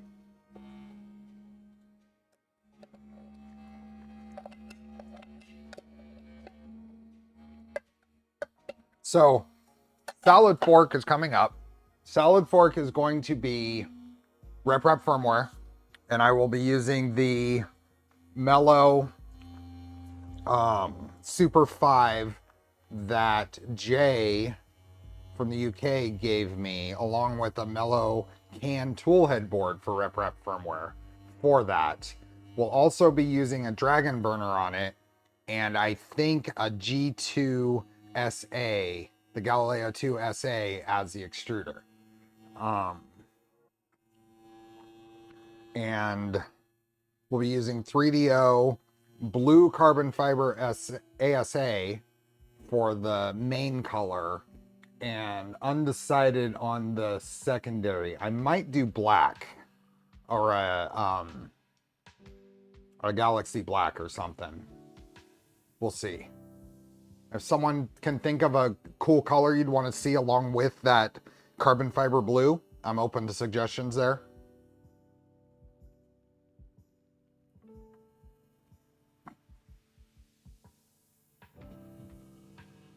Dragon burner because I haven't built one yet. So I want to get, just like the Zoll. I haven't built the Zoll yet until now. So I want that solid fork frame engraved. I won't have time is the problem, Pathetic Puma. We're going to be starting that, and I've got to disassemble it And that'll be the first stream, is basically disassembling what's existing. I appreciate that, but I don't know if it's going to be practical. Voxel Lab Titanium. I don't know what that is, Jaeger. Is that a filament? It looks like we might be having some intermittent issues with the stream, though.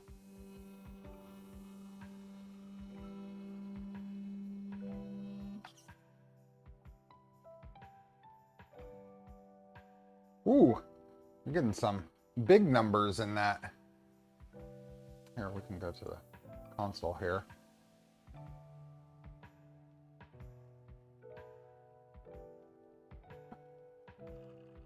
Hey, Bubba.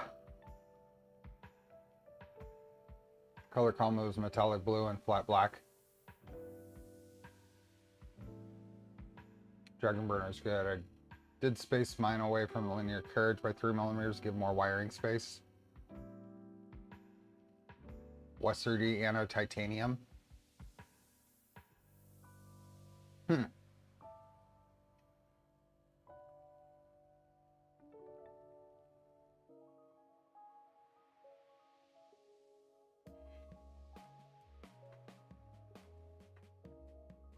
Yeah, the concern there, Pathetic Puma, is I've got a 120 build.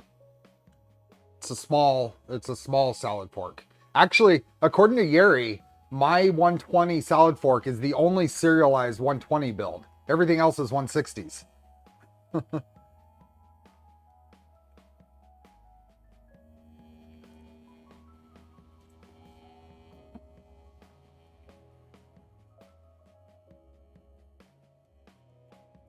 Is it behaving tonight? Yeah, things are going well.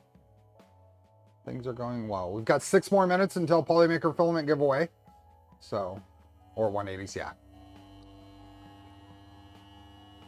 Mine is, what is it? Solid fork serial number 7, I think, is what mine is. 7 or 9? What am I? What am I?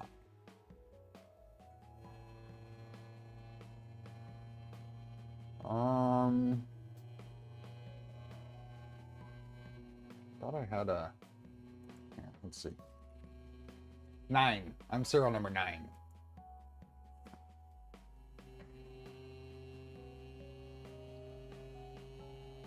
I have no idea why I want to build a 120 solid fork. What can you print on a 120? Oh, you can print every part to build a Voron.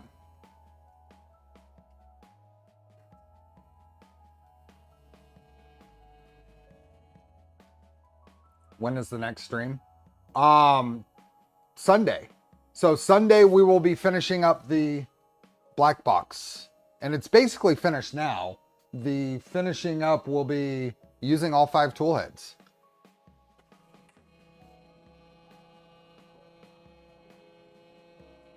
Not even the skirts. Not even the skirts. All functional parts on a Voron you can build, you can print on a 120.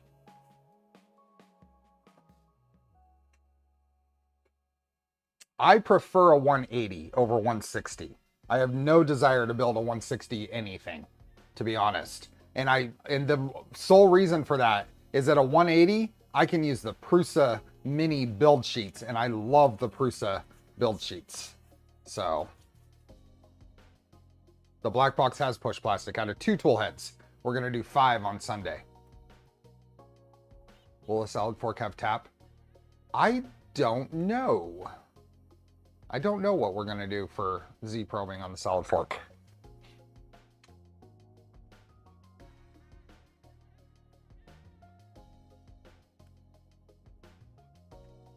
Oh, that's done. Cleaned up the output folder. Oh, it's getting rid of old results. So I built a 180 instead of 160. Okay, let's go over to the machine. And what's this? Input shaper. This is today, so let's look at X. It is recommending MZV. Let's see if we can, nope. MZV at 24,000. That is much higher. That 10K MZV for Y? Well, let's see. And that is at what vibration?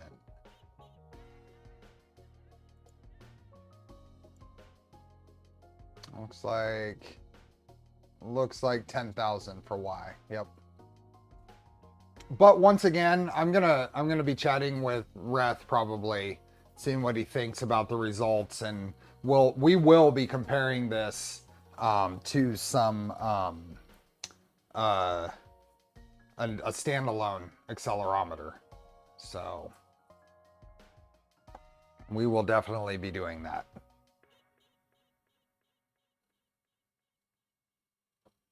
Yeah. We won't be able to do that tonight. I kind of, honestly, I forgot that that was the plan. But, and we'll also look at the graphs from the previous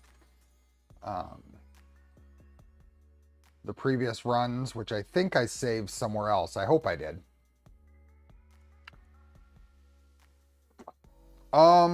Let's go to, so someone sent me, let's go to the Ellis tuning guide, and there's this speed macro. Is that useful macros? Test speed. See, determining maximum speeds with clipper only, and using the test speed macro. I get even better results if you bump up the belt tension. Oh, we got one more minute until Polymaker giveaway. If your printer is a Delta, use this version instead. Fully heat soak your printer if enclosed. Test should run at the same chamber temps. Run the test speed macro with increasing accelerations until you experience skipping. Start with a small number of iterations.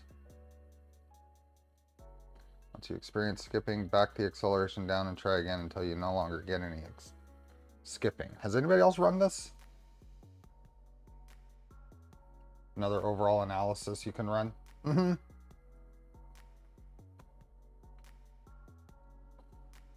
Someone had just mentioned this, and I wanted to see what this was all about because I hadn't run it.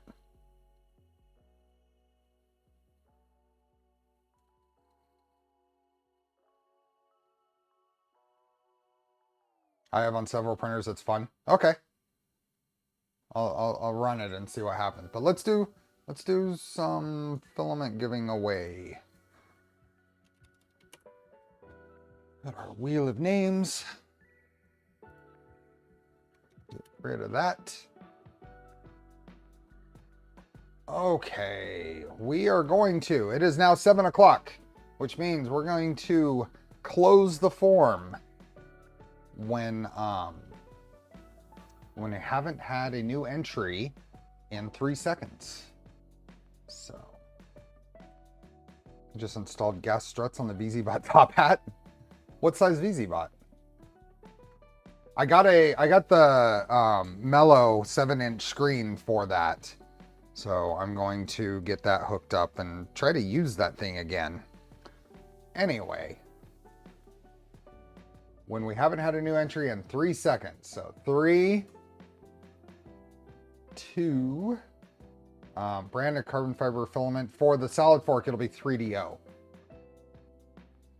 3, 2, 3, 3, 2. This is a nice even number. 1. Didn't think you'd be up for this. Well, thanks for sticking around. And done. Oh, no. Right before I click the close thing, we got 1 and 2. So 3, 3, 2, 1. Done. Got 3 more in. Okay, let's link this out. 330. Ah, Kittrell, you got in first. Let's see who got in last. Nope. Canna Bikes got in last. Just do a quick glance through here and paste. Okay.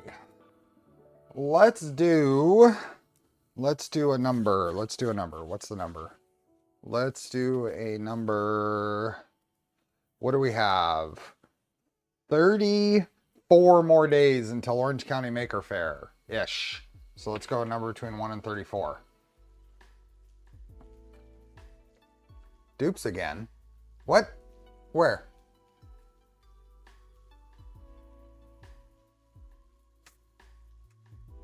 Or did someone see dupes? Sir guy?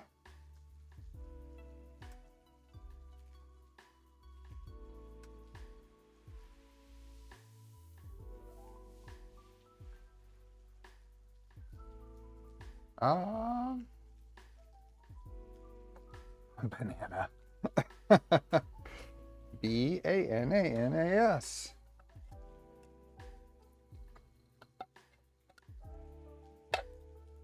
Did someone see dupes? I'm not seeing dupes.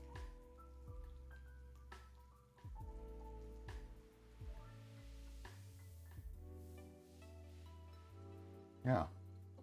Lots of G, yeah, but not,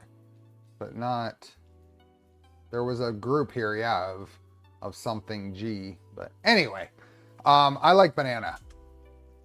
B-A-N-A-N. Not dupes, okay. Dupes of Hazard. Who do we got? Who has won? Andrew Humphrey. Congratulations, you're right there. You just said Dupes of Hazard.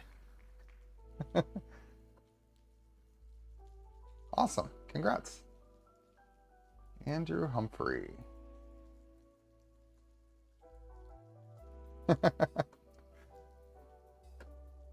You've won before, right? Congrats.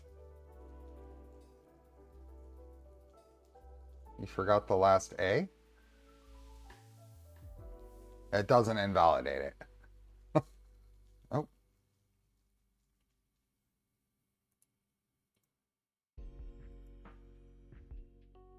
Whoa, what is going on?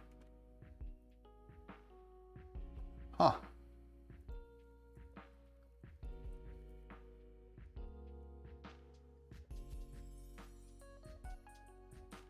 There we go. This is me first. Oh, it's your first? Awesome. Very nice. Congrats. Redo, you misspelled it. Okay.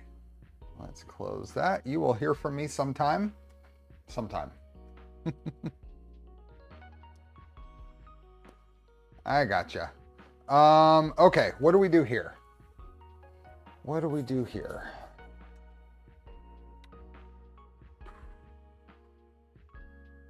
So add this macro, test speed. So that's this guy. I was only thinking tall people.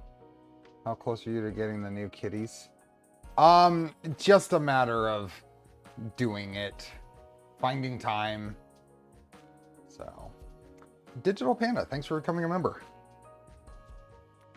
Let's see.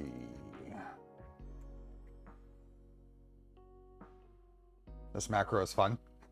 I'm a little leery. What are we calling this thing? Test speed. Let's go up.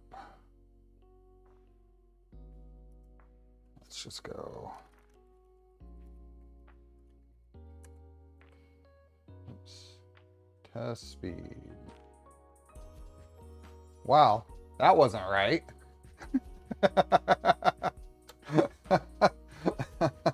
Did I not copy it? I guess I didn't. Hey, copy. I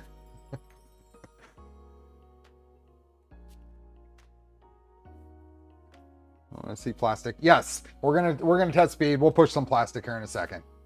And I guess I will save that, and then we will add that to our printer config.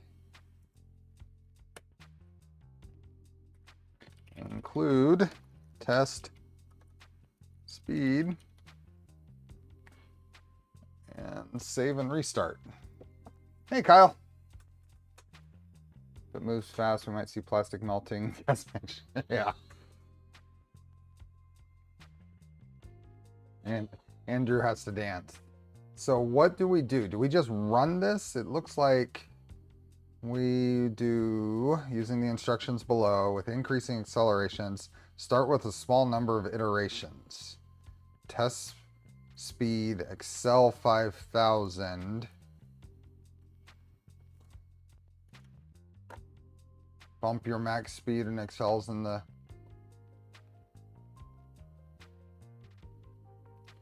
Oh yeah, what should I bump those to? Max velocity 500. 1,000. 40,000. Okay, 20,000. Okay, save and restart. This will be enough. Okay, home all.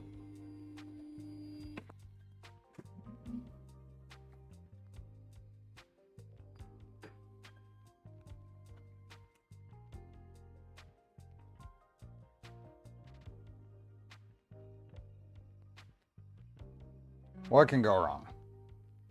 And then it said to start with that one, huh? 5,000 iterations too. Oh, apparently it homes first.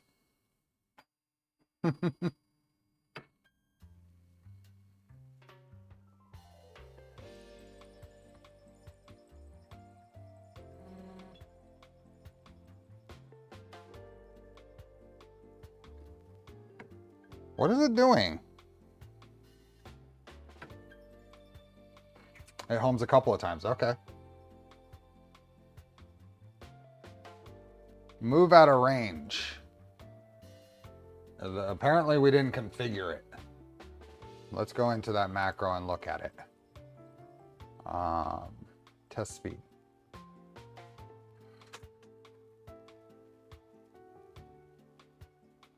Checks the stepper's position before and after so you can see if you lost any steps. But it said move out of range.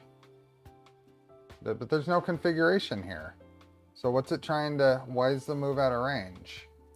It said move out of range. It tried to go 500. Unpin the giveaway. Thank you.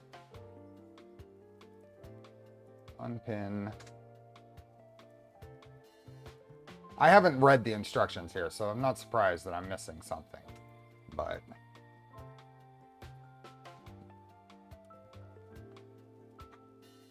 Set your boundaries. Where do I set the boundaries? Let's look at this. Fully heat soak, run the test speed macro using the instructions below. There's nothing here that says determining, is bed size correct? Where do we set the bed size? There's nowhere to set it.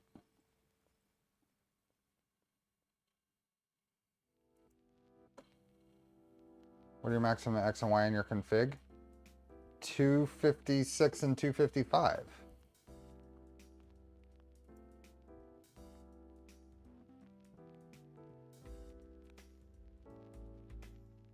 Oh, bound? What is this?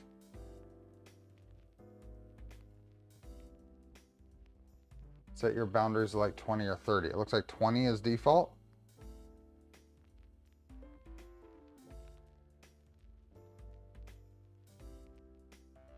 Printer config file set. I don't know what, it doesn't actually tell me to do any of that here. It says to just run this thing up here. Using the acceleration graph calculator, for example, for a 300, note that the test pattern is inset 20 millimeters by default.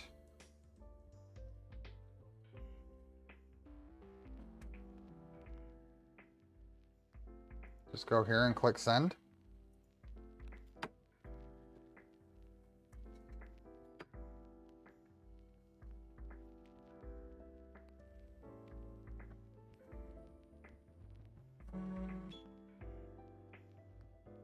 Set file maybe? Where?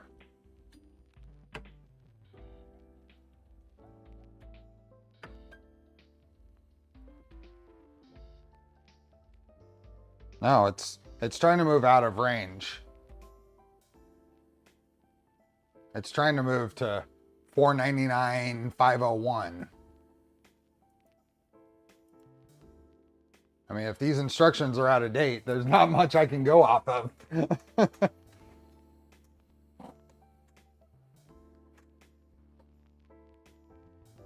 There's not much I can go off of if this is...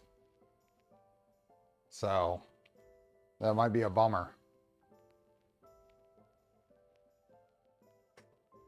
And the instructions were the same. Isn't there a link for available arguments at the top of the page? Available arguments. Speed, Excel, iterations, bound, and small pattern size.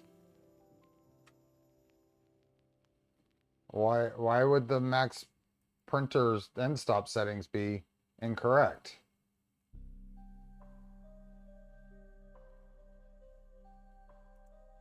I mean, everything else works.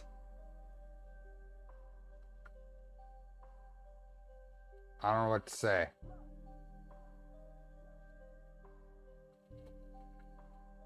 I don't know what to say.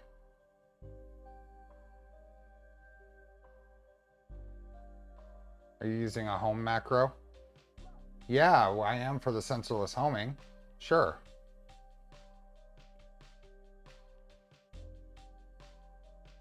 Can you please compare your end stop? They're the same, Frank V.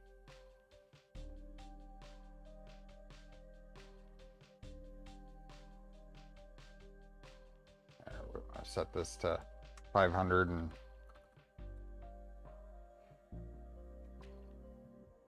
bound is a boundary. Now, I'm not going to sit here and if this thing isn't set up to actually work, there's nothing, if it's using the home, if it's something with the homing stuff, whatever. Oh, okay. Got that. Kyle, thank you. That makes sense to me. That makes sense to me. Thank you. Let's go down to the homing stuff. Home X, home Y. Where do we want to actually put this? Oh, there's a G90 at the end. Oops, sorry. There's a G90 at the end. Do we need it at the end of each? Do we just want to put it at the end of each? G90. Let's try this, since it isn't homing the whole thing. So it might just need these. Let's try that. Yeah, that makes sense.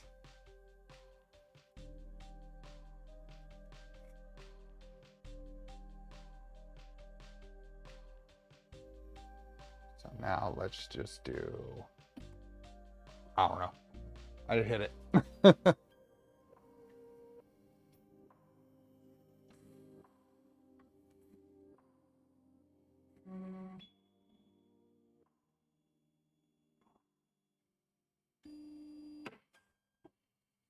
Let's see if it does the same thing anyway. Oh. There we go. Good job, Kyle. Thank you.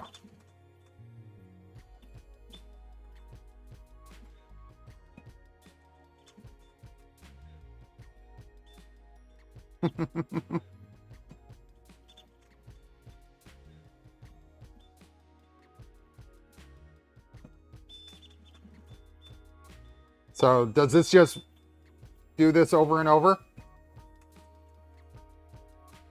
Oh, okay. Finished. Oh, and it's going to tell me if it skipped steps. You did earn a cookie. Thank you. Hey, Reth.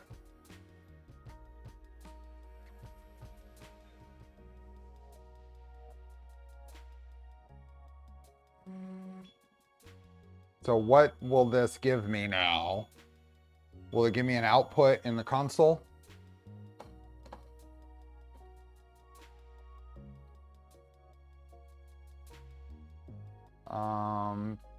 Does that tell me anything?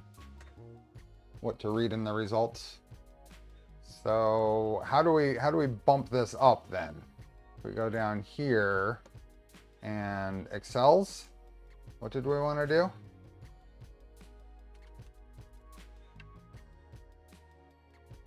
Speed. Save G-code state name at start of the homing macros. You can override the max speed in excels. What do we want to do for speed? 500, just do the max and see what happens.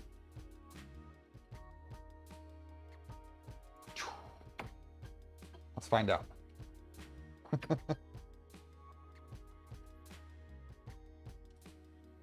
can always hit the stop button.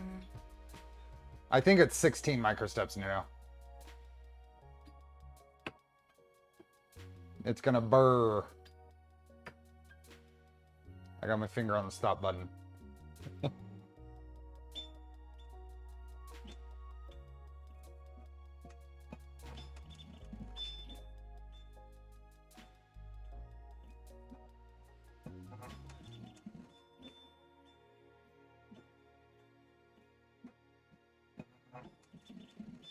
I see.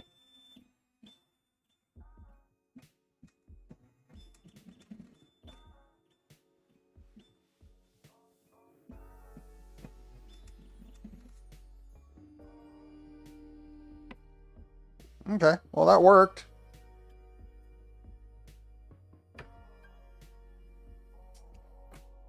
This isn't an add-on to Clipper. It's it's just a macro from the Ellis tuning guide.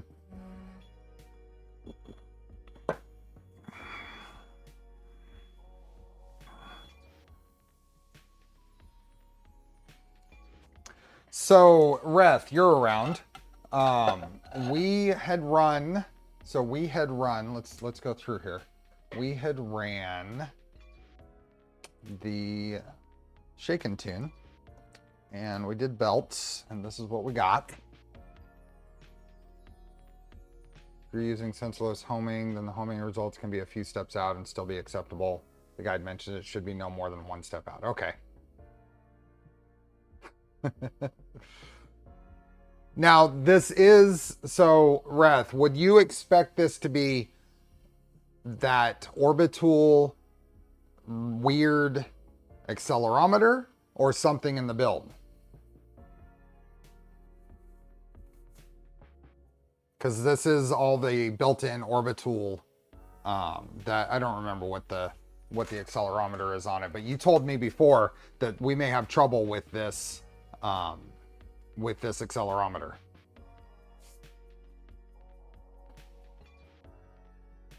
Something's wonky with the LIS 2DW whatever. We do input shaper. Got X.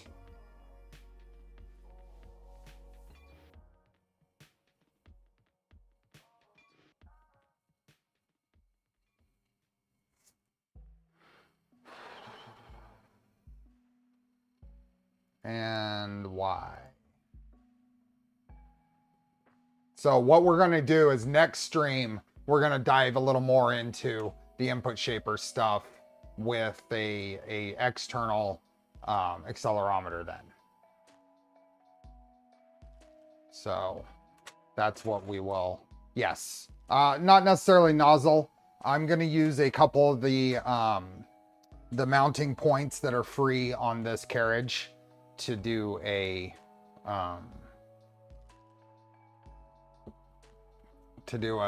external accelerometer. I'm not going to do a nozzle one. What are we going to do for print? We can print something on here. Let's print. We could do this PLA. We can, what is that? We'll do that.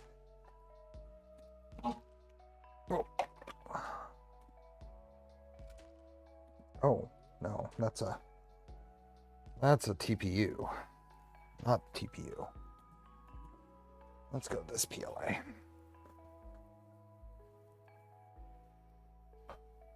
This is a standard. Let's do that. And where is that? And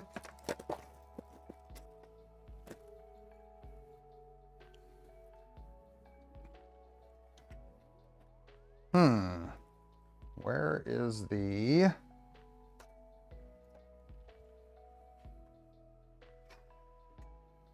X seems to have a lot of noise at the bottom. Just noticed we're wearing the same shirt today, just different colors. Oh yeah? Nice.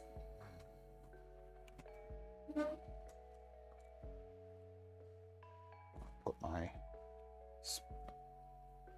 spool mount here, but I need to find a spool holder. I may have to go grab one. I don't know where I would have put that.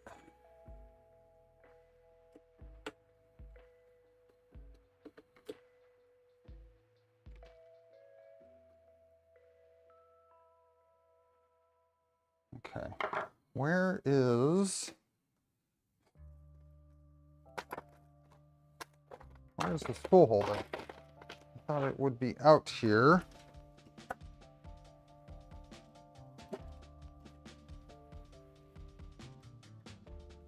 Okay, I think I'm gonna go have to go grab one.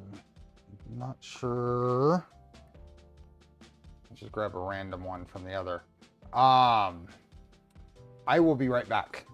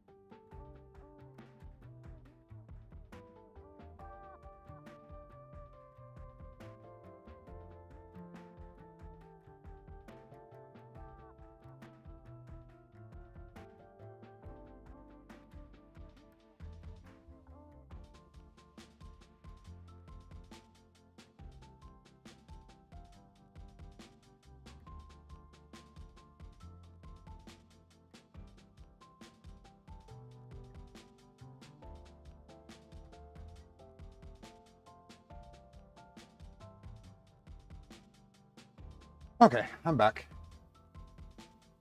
And she at 500 millimeters. Well, we're just gonna get some sort of print going. Something.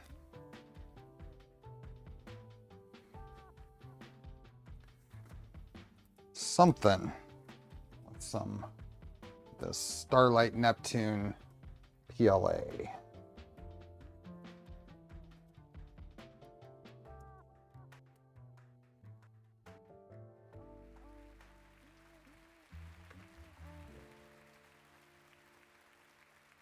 Spec sheet to see this filter.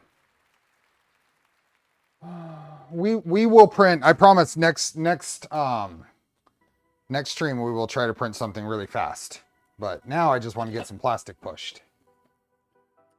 Should increase microsteps to 32. Makes steppers quieter and sometimes perform better.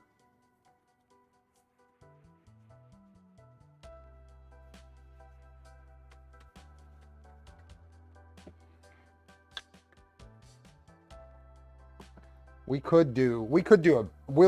probably just do a benchy a little quicker than normal. But let's do some of these suggestions here. Up, printer config. Let's change these to 32. And 32. Save and restart. My bed singer, but I still need to work with some of my quality.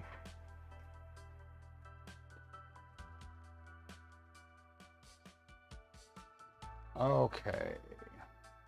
So let's go here and get this. Let's go 200. Get the filament loaded and probably get the bed heating up.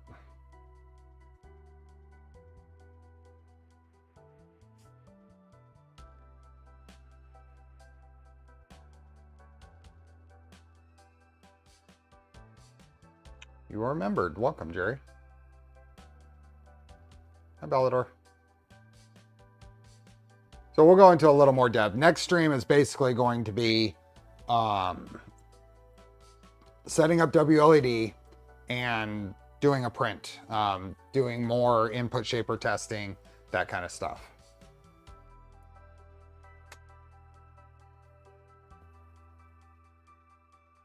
So, I mean, the build is basically done. We've got a built printer now. I got to put panels on it, but everything is good. The pin post still there? It shouldn't be there. I've removed it. Collie, you might have to refresh. Okay, let's see what happens if I use my load filament macro. Yep, it seems to work. Should get some ooze here in a minute. Assuming it's nearly the same distance. I'll probably put panels on it in between streams, Tuxedo. There goes some filament. Let's extrude more. There we go.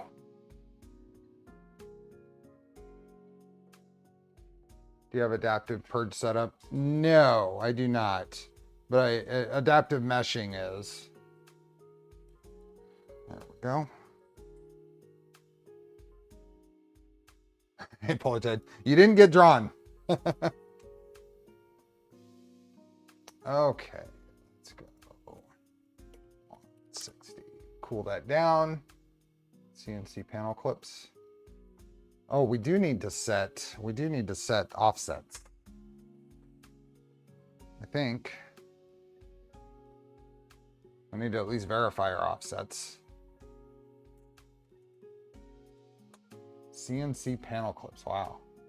Hey, Clownhammer. Pushing really high speeds and accelerations on a bed slinger. I have not. E-step calibrate. I should, but I'm not going to.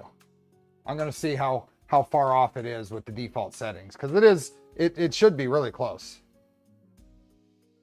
What accels did you hit on that test speed? I set it to, didn't I set it to 20,000?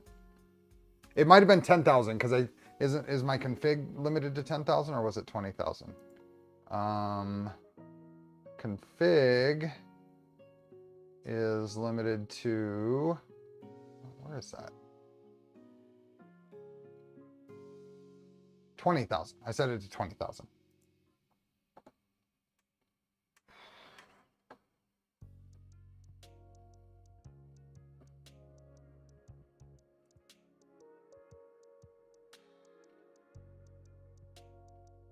Okay.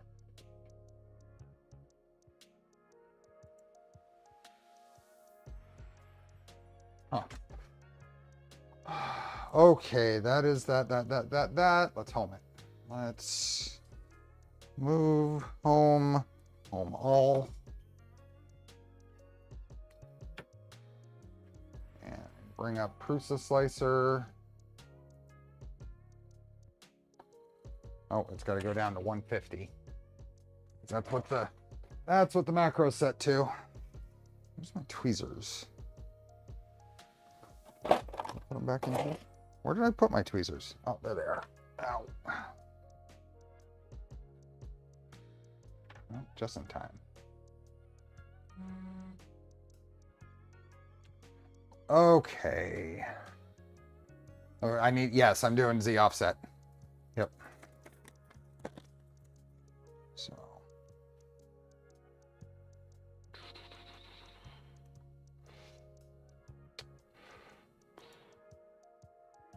And probe calibrate. Oops.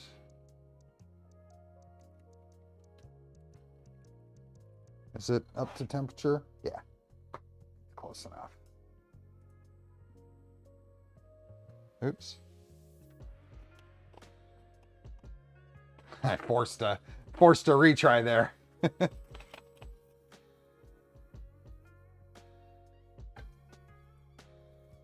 Okay, let's go. Here's the interface. So we're just going to do that.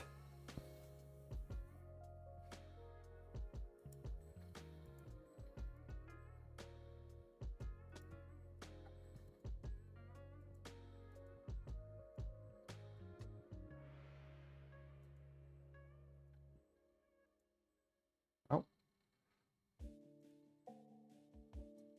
Go.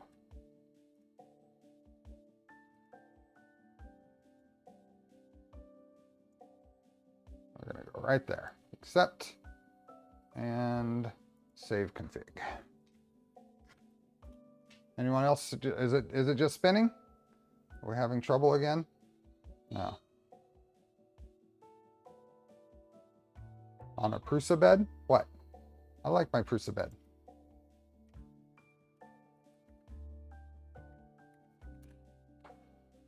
Stream is working. Stream is fine. Good.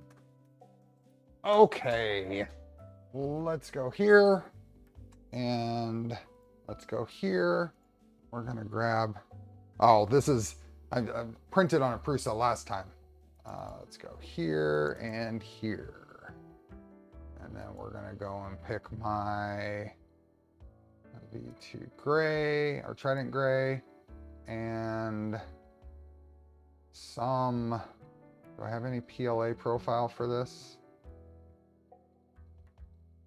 Let's go... I don't even know. We're going to just pick a... No, not glow in the dark.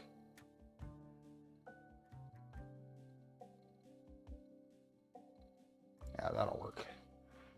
How many printers do I have? Somewhere between 25 and 30.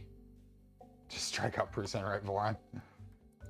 And then we're going to go with a PLA profile here. App restarting its back. Oh, good. Okay. Now, the thing about my volume of printers is they're almost all built. I only have the Magneto X is really the only pre-built I have now, because I've basically rebuilt both of the Prusas. So they're all custom builds. Okay, we're gonna go here, and what can we do in here? If we want to just kind of do something that's gonna try to be, oops, move, home. Ooh. I guess I don't have that set to.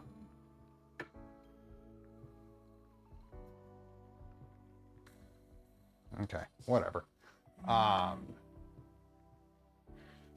Anyway, we're gonna want to set something that's relatively fast. We don't need 4 walls. We don't need 5 top layers. How many printers will you have by the end of the year? Maybe +1. Maybe disassemble the Magneto X just to keep the streak.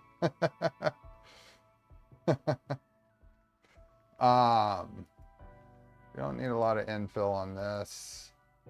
And now we're gonna go down to speeds. So what do we want to do for all of this? Perimeters, everything. Are we just gonna set this all high and just flow limit it? What should we do?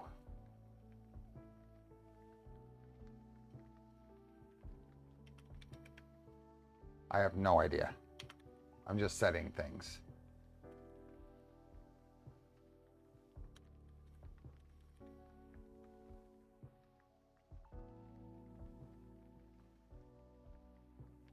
Going to finish Phoenix by end of year. Phoenix has printed. Phoenix is printed, so that's counted. It has a serial number. I might as well just go. And we're not going to have any support material. Whatever. Bridges and gap fill. I have no idea what these should be.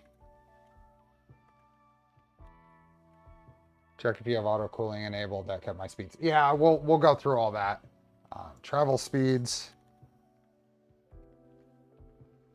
And first layer speed. Not going to be super slow or super fast.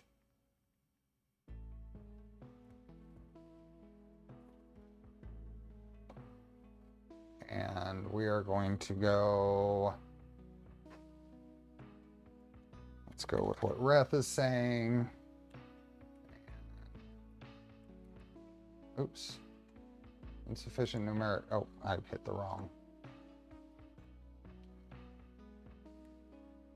Oh, really? 0. 0. That's fine. And default.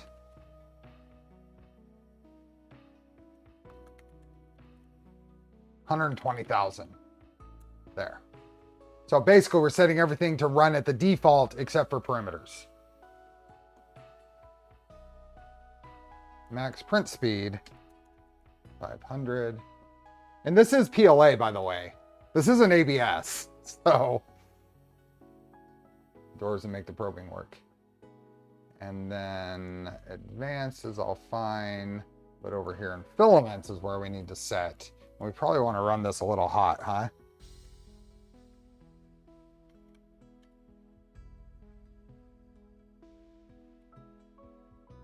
And cooling.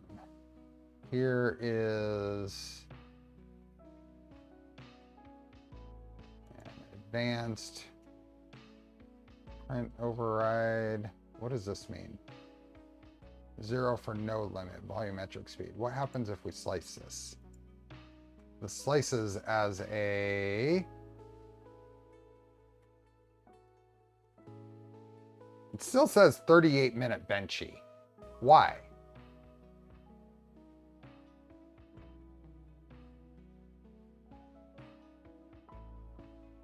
I usually run about that, Tuxedo. The volumetric speed is turned off though. That's 9. I thought that, I looked at that, I thought it was a 0. This is a, I have no idea what to put up for this. Let's just say 0. What happens if we say 0? Slice now. It says 37-minute.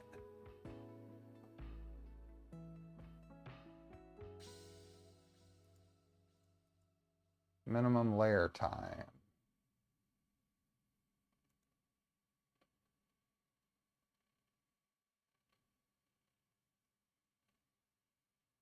Table fan. Where's the minimum layer time?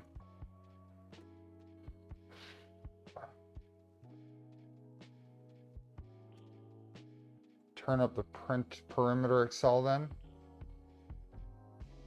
Adjust machine limits under printer tab. Is that what the thing is? Okay.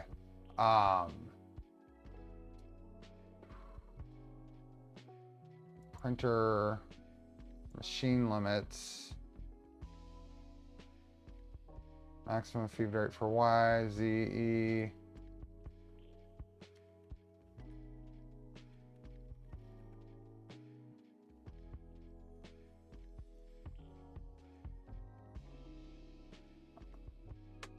I don't know what to do with the jerk settings, but why don't we just send it and see what happens? On feature type and see speeds. Speed. Yeah, it's in the 200s for perimeters and 500s for everything else.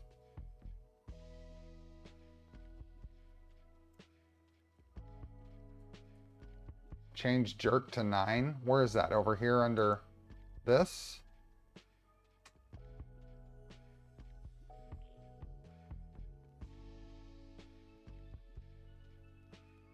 Your jerk settings are low. Set them to 40.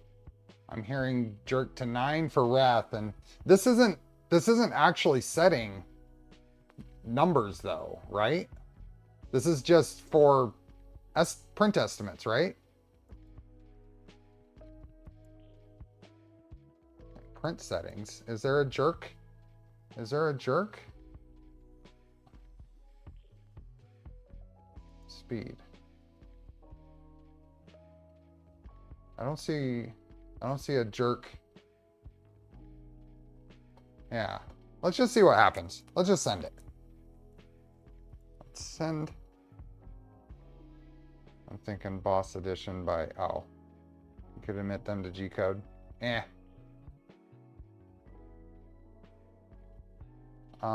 Let's, first of all, I'm going to home all. And what am I doing? Actually, before I do that, what do I do? This is an older, nope, okay. It does use adaptive. It does all the things, so that's fine. So let's go back and Z-tilt real quick.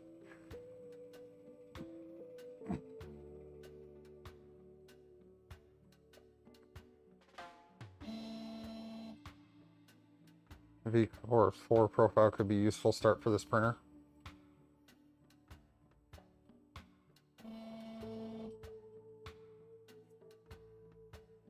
This is something that's kind of cool in the new Prusa slicers.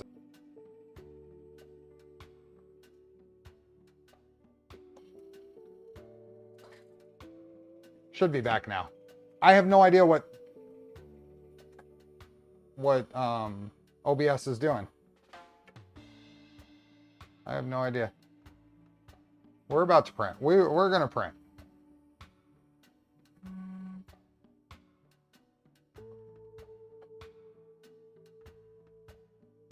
I haven't moved away from Prusa Slicer.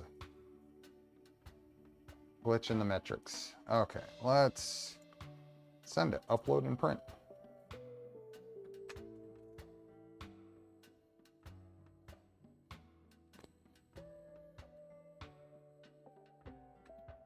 Okay, apparently my mesh settings aren't right because it's not using adaptive. Oh well.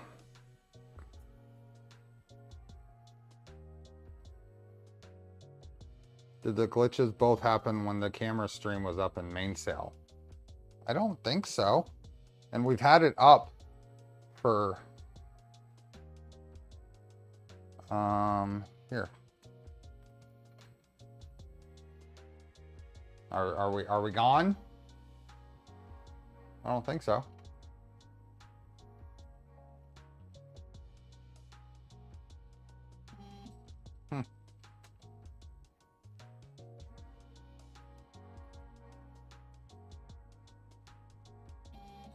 Wow, that is a lot of frame FPS. I've never seen it that high. Wow. That's amazing. No, this is a 3060 in here. But that has nothing to do with this. Lagging. Well, we'll go here. This is a good view.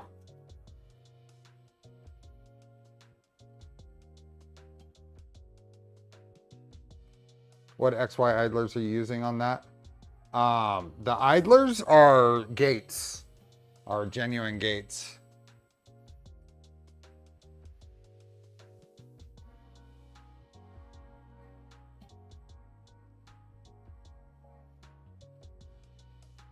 So Frank V, we'll be using a WLED board for the LEDs, so it shouldn't use any Pi processing power.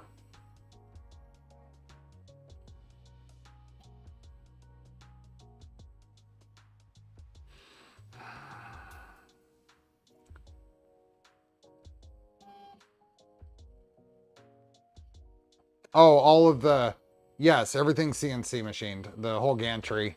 Except for the colorful parts are printed. Where do you buy genuine gates gears? Many of the resellers have them. We haven't done it yet, Joseph. Stay tuned. Probably next Tuesday. Probably next Tuesday, unless it gets superseded by another thing I want to do.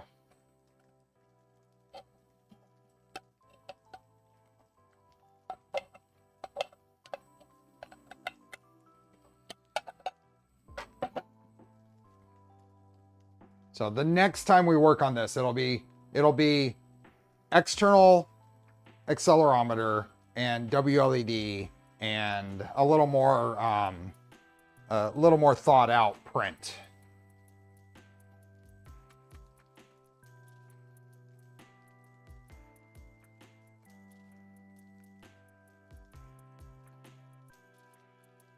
Okay, let's see what happens here. What do we got going on temperature wise? It's okay, so now it's going to sit there and heat up. That heats up pretty darn quick. Wow.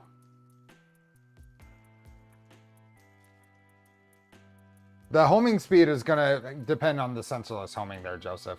We may not. Now the movements like over to here and stuff like that can probably go up. But the homing speed, we don't want to raise it too high. We'll have issues with tuning the sensorless homing. The mesh speed, yes. That kind of stuff we can increase. The probing speed needs to stay slow as well. You done? We didn't do a PID tune on this either.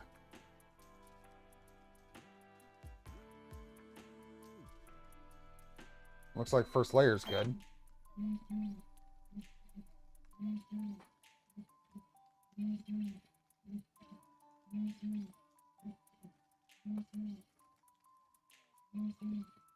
First layer's doing great. Might be slightly squished, but I'm okay with that. Oh. I said something. It didn't stick. Yep, it didn't stick. I have not prepped this bed once again. I didn't wash it. It's been out here forever. I'm gonna pause this and stop it. We didn't do good, but I'm gonna break out the vision miner so we can get a print going.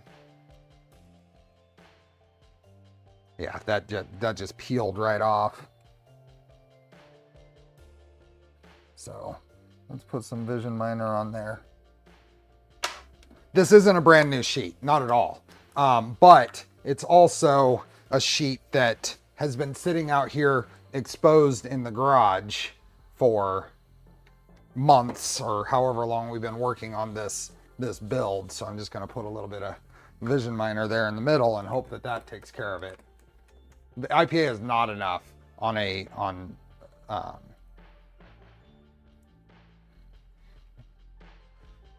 okay, 150 and 65, and I want to look at, I did an IPA white, but it wasn't enough.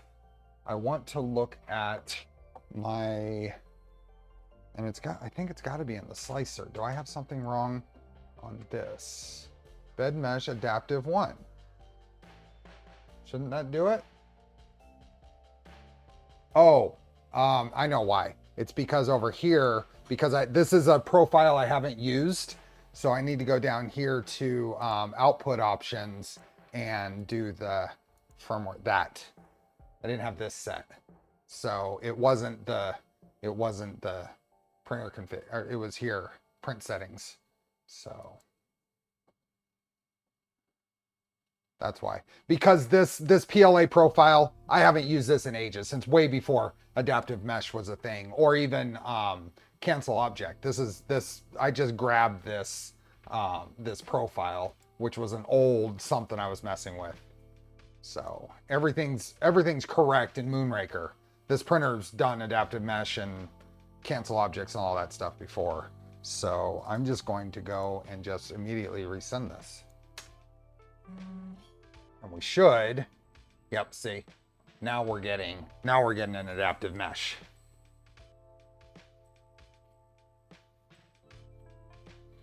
And of course I've got filament on the tip of that, so this may need a few extra retries. Looks like that first one probably smushed it out of the way.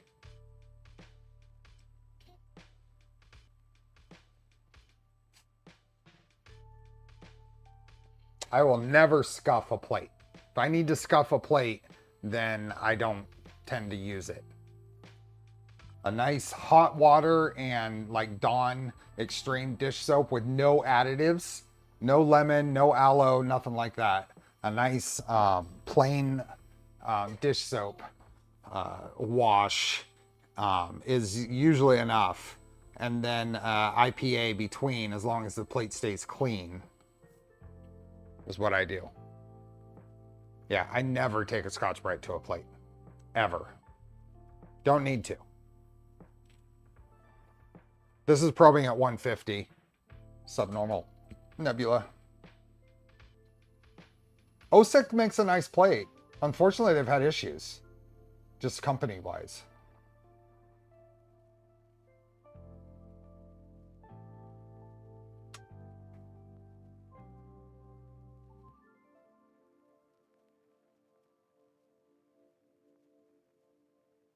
I use 99% IPA. Don't use 91, don't use 70, get the 99%. I use glue stick.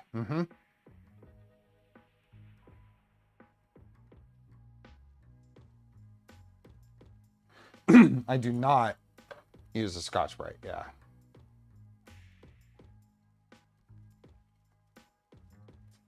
Should be. Hopefully the Vision Miner does the trick here, and I put enough down.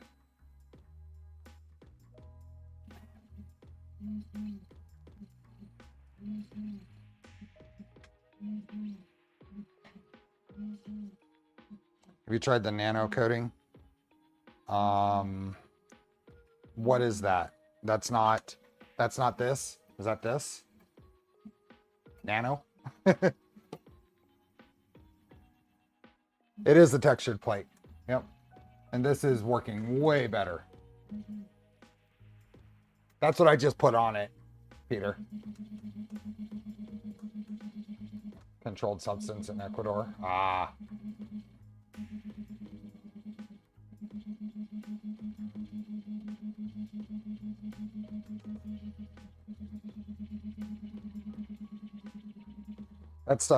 This stuff is pretty nice. It almost sticks too well on some stuff, but to have it handy for things like this, it's really, really useful.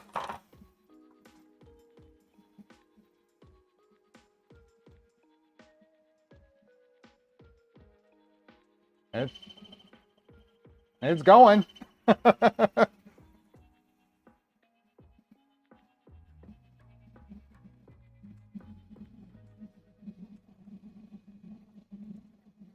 Does it have a flow rate in mainsail? Does it have an active flow rate?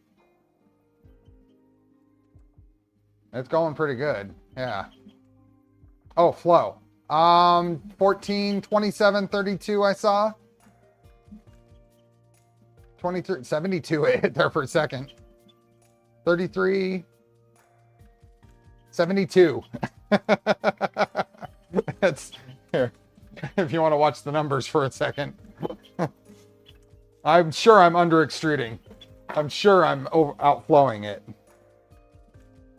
Oh yeah, it's curling on the bow. We are 100% on the fan, yeah. Oops, sorry. Let's keep that up there. It's a Rapido. It's a Rapido 1. The fans are spinning. Yeah. Yeah. Fans are spinning. Yeah, let's do this. This is a much more entertaining. I turned it off, Leo. I let it go. I let it go to whatever. I just set it to 0. Double T. It is working.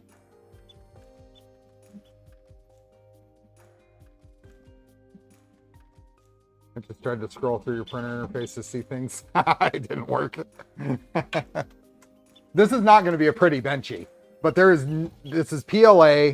There's no nothing, no tuning. Oh, and it's hitting something. I think it's bouncing on that bow.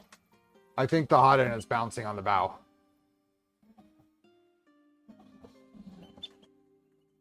On that curled bow. The slice will show you what the flow rate is.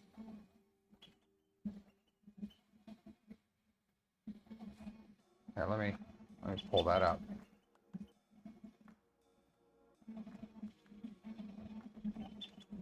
Actual volumetric flow. It says 25.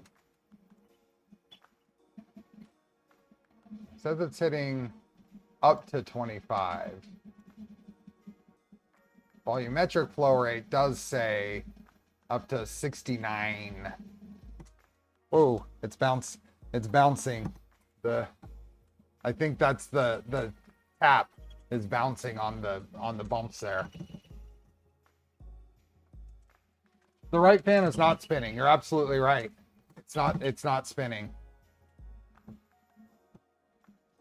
You're absolutely right.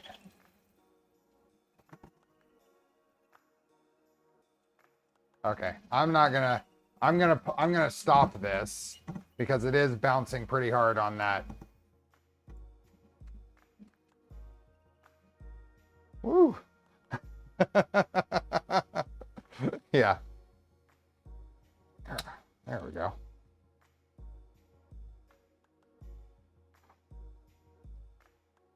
Ugly. But let's see why that fan isn't spinning. We did that. This is my fault. I printed a dinghy. Exactly. Let's rotate the print 90. No, this other fan is not blowing at all. Let's stop that. Let's leave the print bed warm, and see ya, the GPs.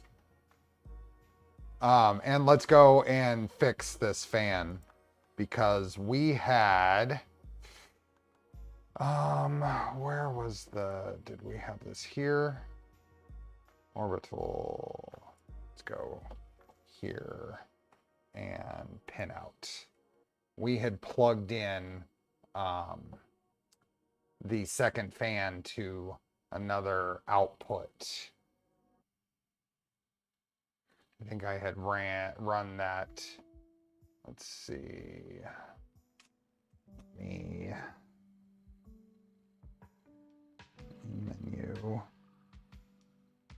Disable steppers.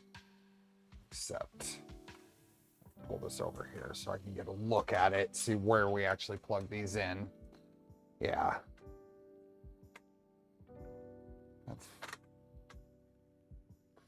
Okay, so we plugged the other one into, we plugged it into part fan and we plugged it into tool fan. So PB1. So multi-pin, I need to look that up. We go to Clipper Docs. Oh, there we are. Joseph, thank you. That's helpful. I was going to look that up, but let's see what we need to do here. Let's go. It's in the orbital config, and let's go down to the fan. Fan here. So we wanted PB1 is the other one. So PA10 and PB1.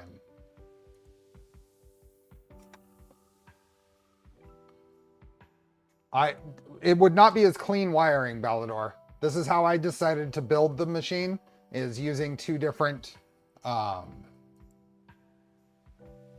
things. So what is this? Multi-pin.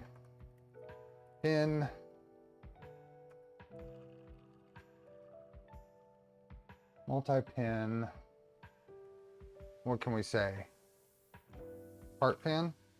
Something like that. Isn't that what we want to do?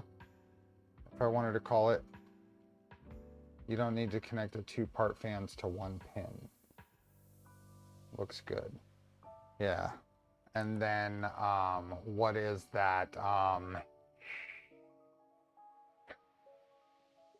Pins, colon, and this would be orbital PA 10, and what is it? Separated with a comma. Orbital PA 1, and then here this would be just part fan, right? Like that.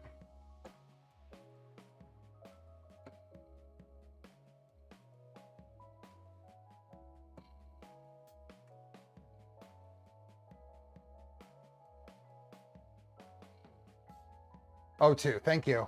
Thank you, I've missed the O2. And it's O2. O2. Multi-pin. Huh?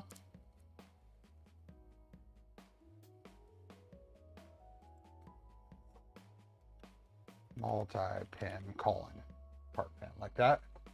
And it was PB1, correct. PB1. And I need to make sure PB1 was not here. Tool fan. I don't use the tool fan, so we're gonna comment that out.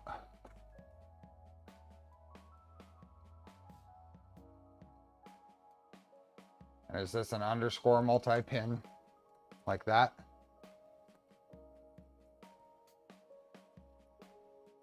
Does this work? Let's find out.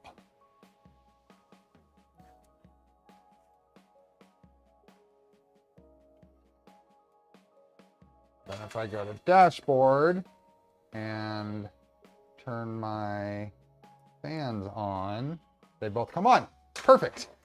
That works. Now we'll get a little better cooling. Let's see what happens.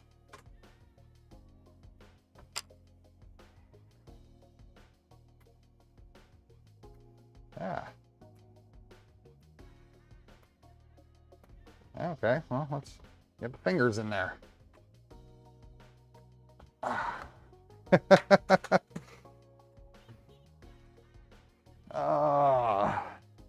see, do I have a...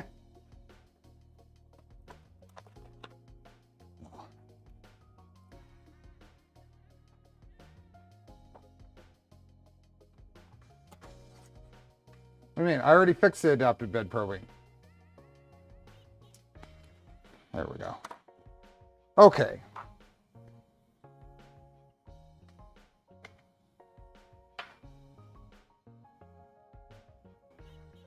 And, oh, the bed was already heated. It'd probably cool down the bed.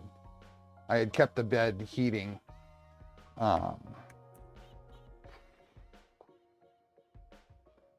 Let's go back down to 0 on those. Squish plus nano equals stuck, yeah. This is PLA. This is just Polymaker PLA. Let's go ahead and see how that improves with the extra cooling and just resend it. So let's home everything and get it all going.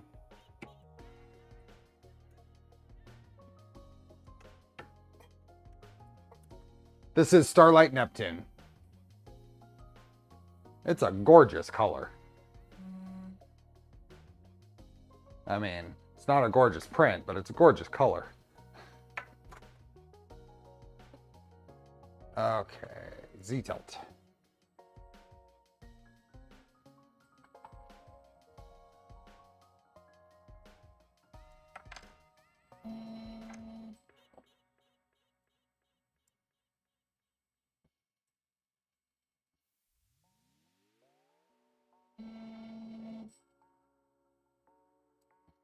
And if I go to actual volumetric flow rate, it's a benchy for a reason. It would be fun to watch. Yeah, as long as it's not bouncing on it. Let's hope that it controls it a little more.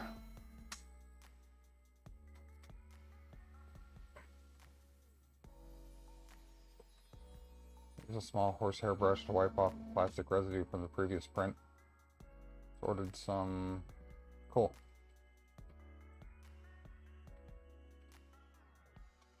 Okay. And then one more home. Do you find yourself talking your way through a build when we are not here? I do talk, but not as much.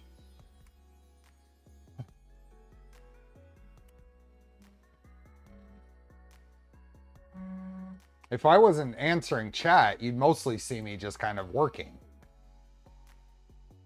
Okay, reprint.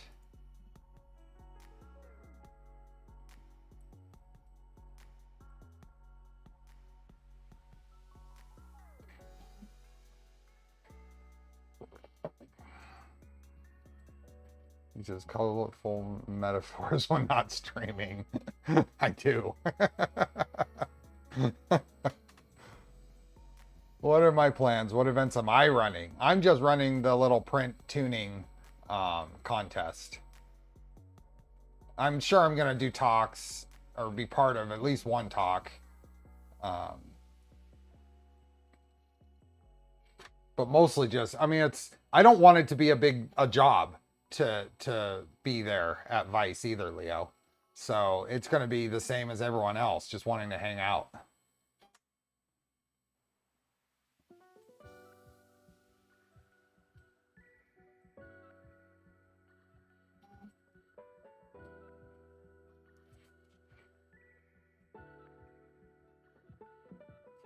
Way to speed up your probe speed is to reduce your probe. Yes, yeah, I agree. You planning to help some noobs to build some printers? Sure, if anybody wants to build a printer.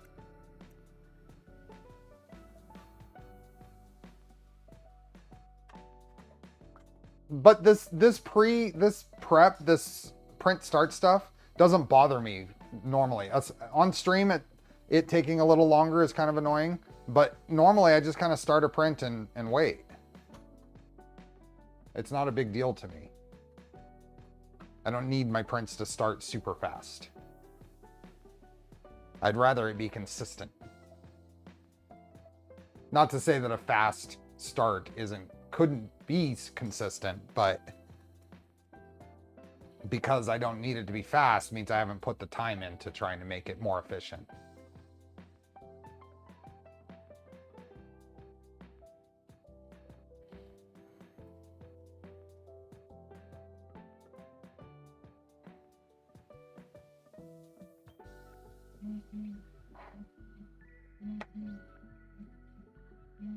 If I needed to bring a kit to build a printer at Vice, what kit would you suggest? Well, a Trident, of course. Although building a Trident in one weekend, especially an event like Vice, is going to be a stretch. You'd be better off with like a V0 or something. I have no idea what's a build time on a Doron Belta. What are other folks doing those in? Oh, Leo knows. I've met Leo a couple or a few times in person.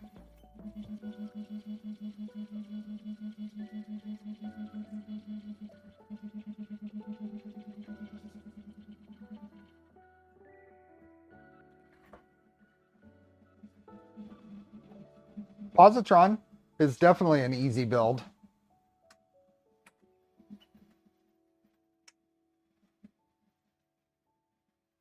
There's only one build stream so far.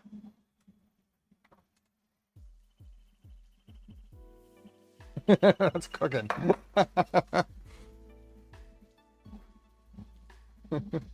That is cooking. I think if I was going to do one of those, I'd probably go to the rate that Alan Mandic is doing, because just use stuff that I already have, not a kit, self-source it.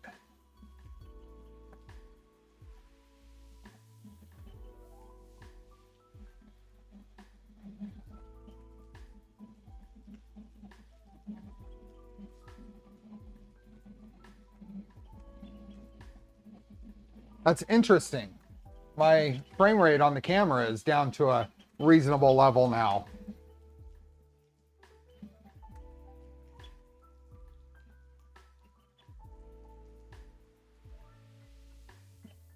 Interesting.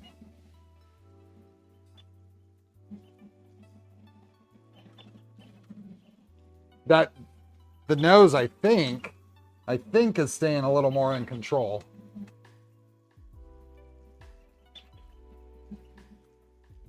It's curling, but it's not curling as bad as it did this time.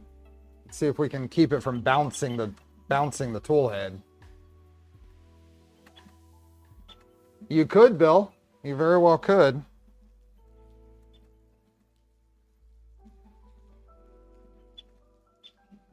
This may end up being the printer that sits here on the printer rack I'm building for on-stream use if I need to print something. There's going to be 3 printers there. One will be the Mark IV, and the enclosure will be on top, and then the second level will be a Voron 0, and then this one's going to go on the bottom, I think.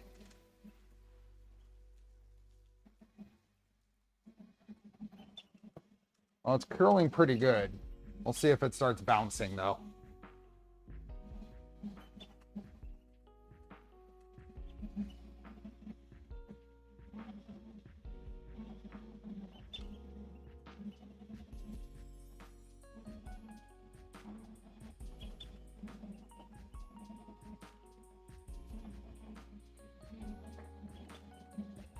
Yeah, me too, Leo. Me too. Using them is a prerequisite for building them, though. So it is 100% fan. But this is also PLA. And I don't have anything auxiliary fan that I can blow at it. BLD Designs, thank you. Coffee for you and me. Oh, it's bouncing.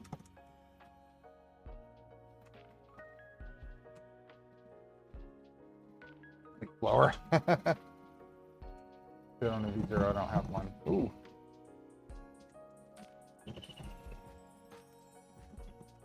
Yeah, I don't like that bounces so easy on that. I may want to do a stronger magnets in that or something.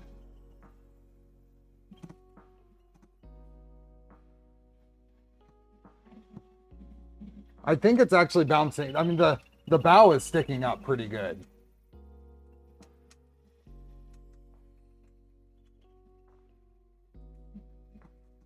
Yeah, it's jumping on the curl.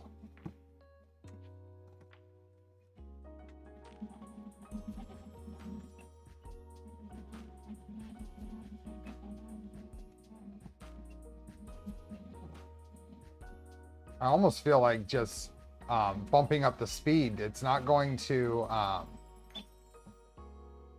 let's see what happens.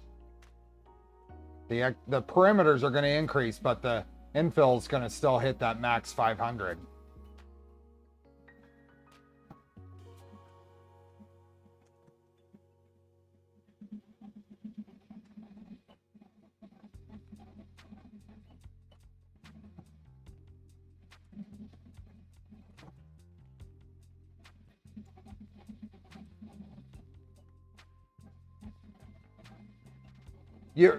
I absolutely, so my gold V0 that I have, Leo, I can go a long time without printing. I can just send a print to it and it works fine.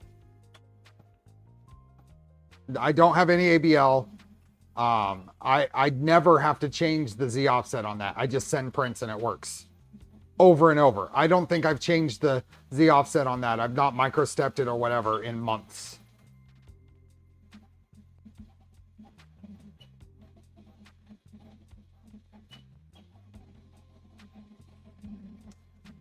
Oh, it flattened out.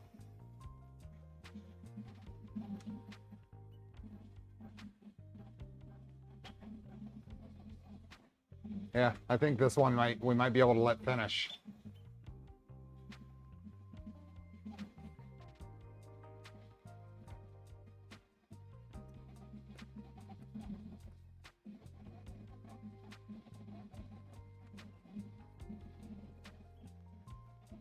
Yeah, it's flattened back out. It got past that point. That was a problem, so we should be able to let this one finish.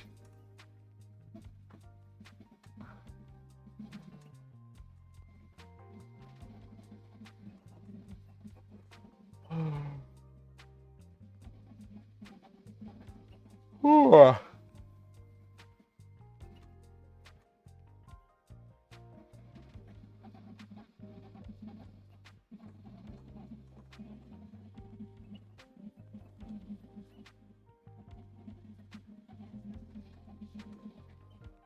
What is this?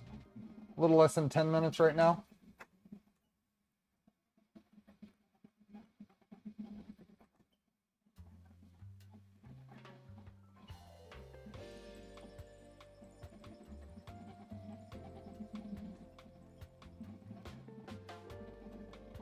Ooh.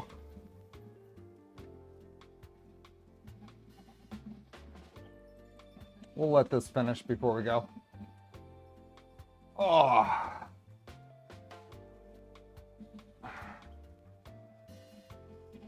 What do you end up tensioning the belts to on the PF Makes meter? 2.7 is what they're at right now. XOL is not a speed benchy solution. Well, the cooling is what it is. Yeah, it finally beat it down. Got the wife's cue for some ninja. Oh, I already had. It's gone. It's gone. That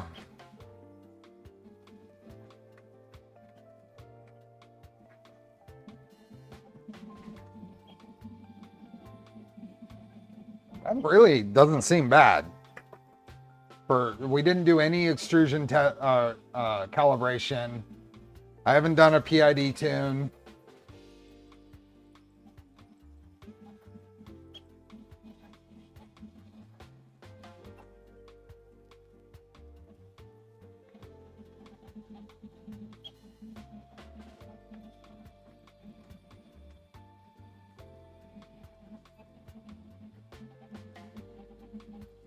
Creamy frozen yogurt, mango, nice.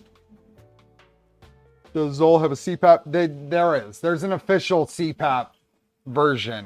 I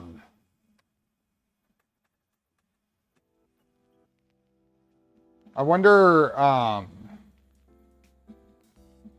have any of you put a CPAP on a Trident? Because I can probably get the Big Tree Tech CPAP, their new CPAP setup, and it might be worth throwing on here to try out. What do you guys think?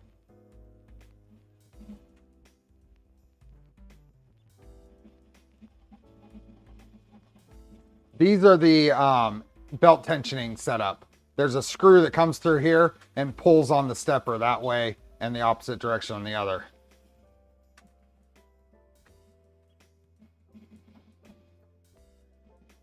Should I pack all my tools and bring them to Vice? Do you think people might be interested in having their printer kits built? Leo, are you in the Vice channel on the Voron server? If you're not and you've bought a ticket, DM me and I can get you in there and you can chat with other folks that are going. Benign BTT CPAP for my VV Trident. Yeah. Looks like did it. Not sure how. You're in the channel. Okay. Find it. Chat. See if anybody's interested in that.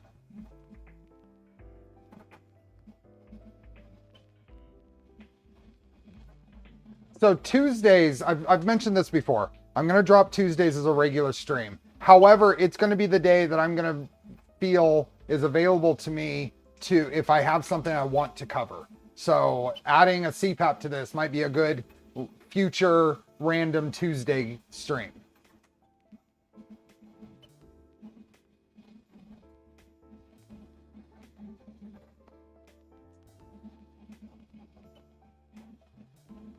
So. Do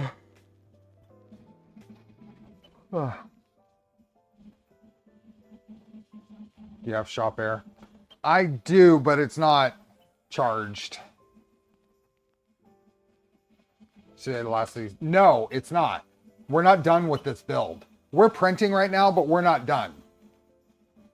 Any regular streams other than Sundays now? The regular streams will be Sundays. It's just too much to prep for 2 build series at a time. So Tuesdays is going to have to change to really the one-offs. I have something I want to show off. I want to cover. We'll be on a Tuesday if I'm in the middle of a regular Sunday build series. I haven't thought of using shop air as part cooling.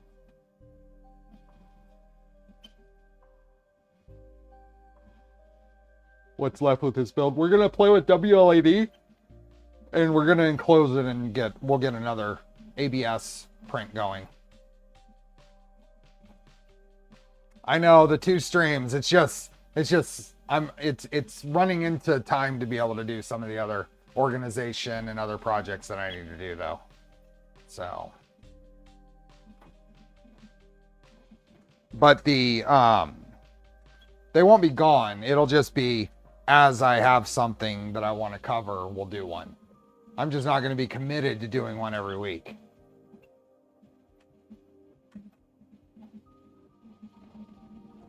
Stream the organization projects. I am way too squirrel brained to do that.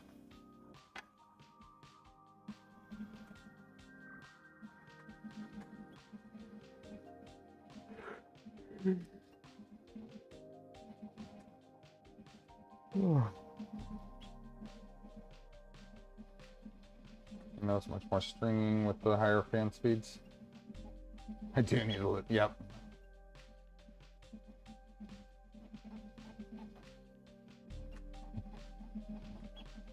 We'll see. Whatever, I mean, once I'm caught up, who knows? Once I'm caught up. How many people have said that?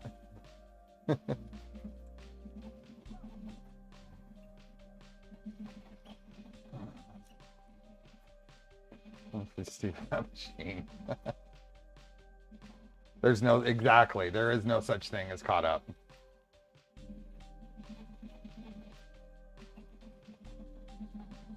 I really do want to do some edited content. I'm just, it's overwhelming me to try to get it going.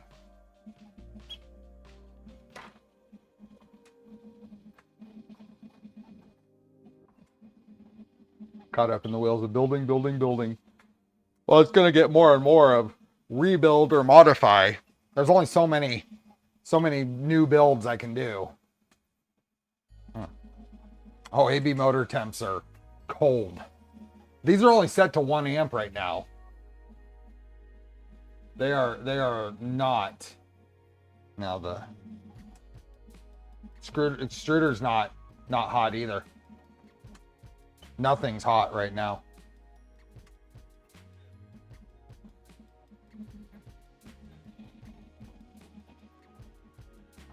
I need an editor. I just don't want to pay for an editor.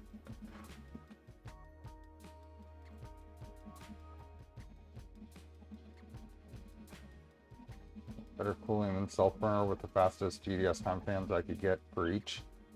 These are Honey Badger fans on here.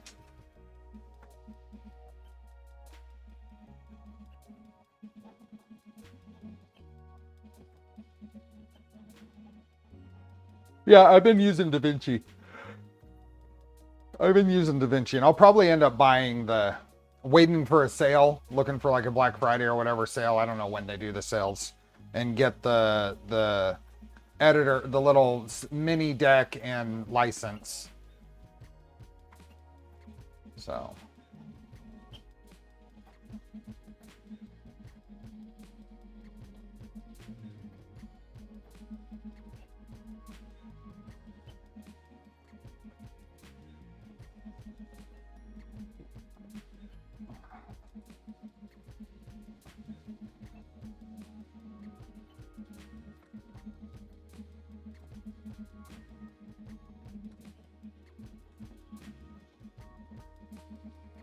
Yeah. I'm yawning way too much. I'm not as tired as my yawning would indicate.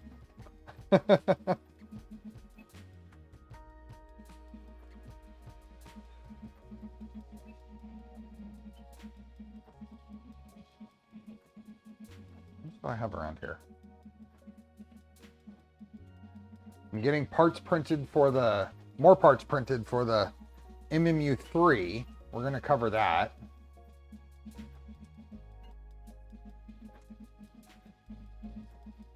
MMU3 is going to be undetermined, actually. I might do that a little different. So we'll see. Oh, receiving end of the stream is yawning now. And now you mentioned yawning, so. Oh, shoot.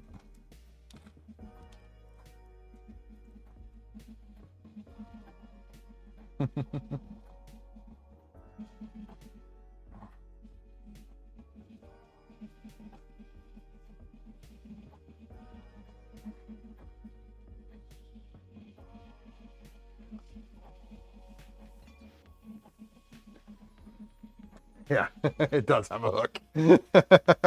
It did not do well for that first part.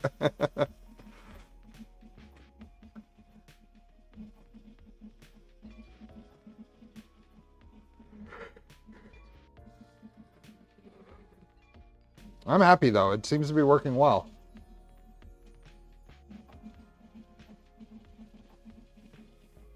It's about 20 minutes. It's kind of surprisingly slow compared to, for the settings we put in.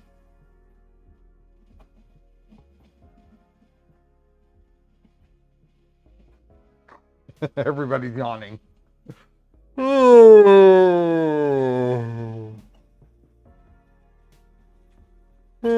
Fake yawn turning into a real yawn.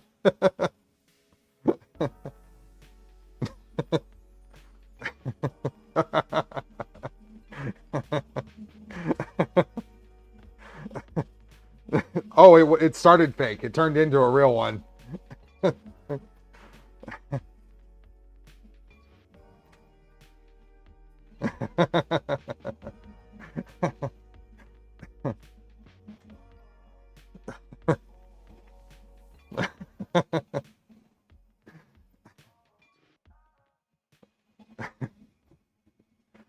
There we go. Oh, my eyes are watering.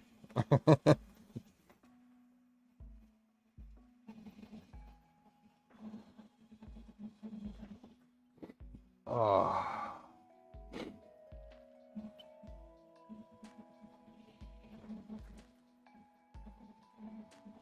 What do you got going here?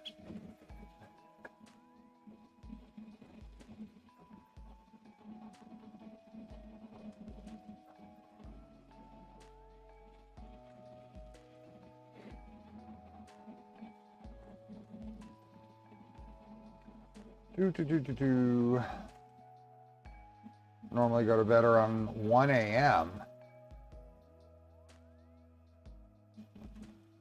Pretty good sized collection of crappy benchies, yeah.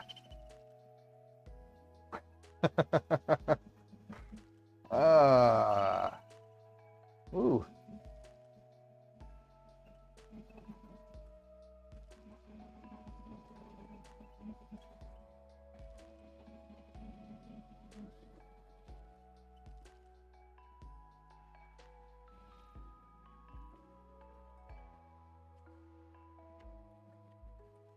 There you go. Storage drawers dance a bit. Oh, are they? Yeah, whole thing's shaking a bit.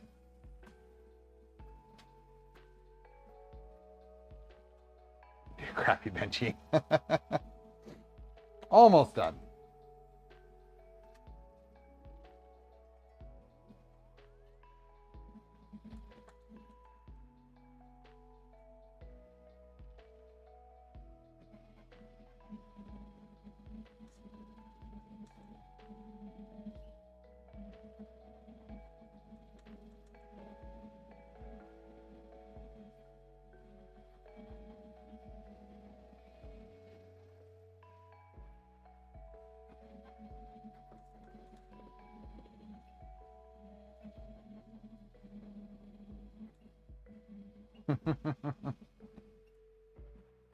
This week gonna do something I want. Overtime. I haven't worked overtime in years and years and years.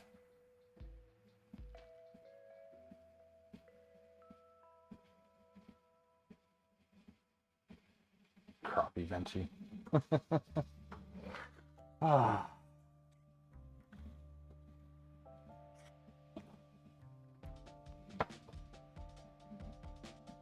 Smokestack doesn't look bad, actually.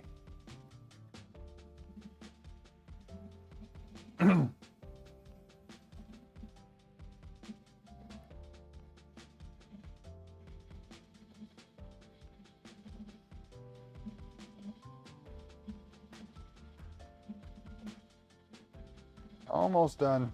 So what is our final tally reported on? Yeah, this is not nearly the benchy I would have thought in terms of time. 23-minute benchy. 23. Not very fast, really.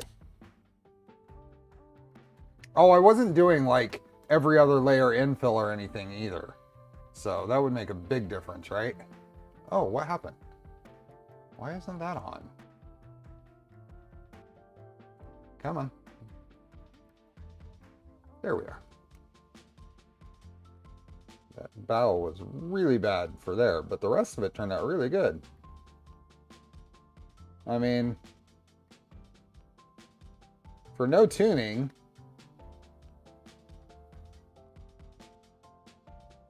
yeah, we can do quite a bit more with that. Shush, Andrew. Not bad. Especially up in the cabin stuff.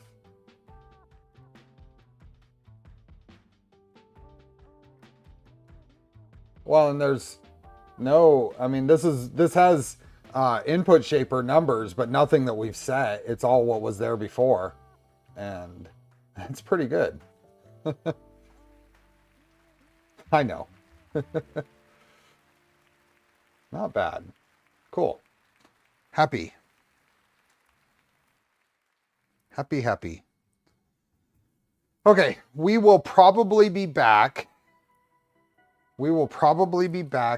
Next Tuesday to finish this off. Tuesday we'll finish this off, and Sunday we'll be finishing off the black box. So the following week will be all new stuff for the first time since like May because of all the June events. So I think we've been doing both of these builds for, well, this is part 12, and that last week was part 12 for that. So with that, 3.5 hour Tuesday stream. Thank you everyone for being here. Thanks everyone for hanging out.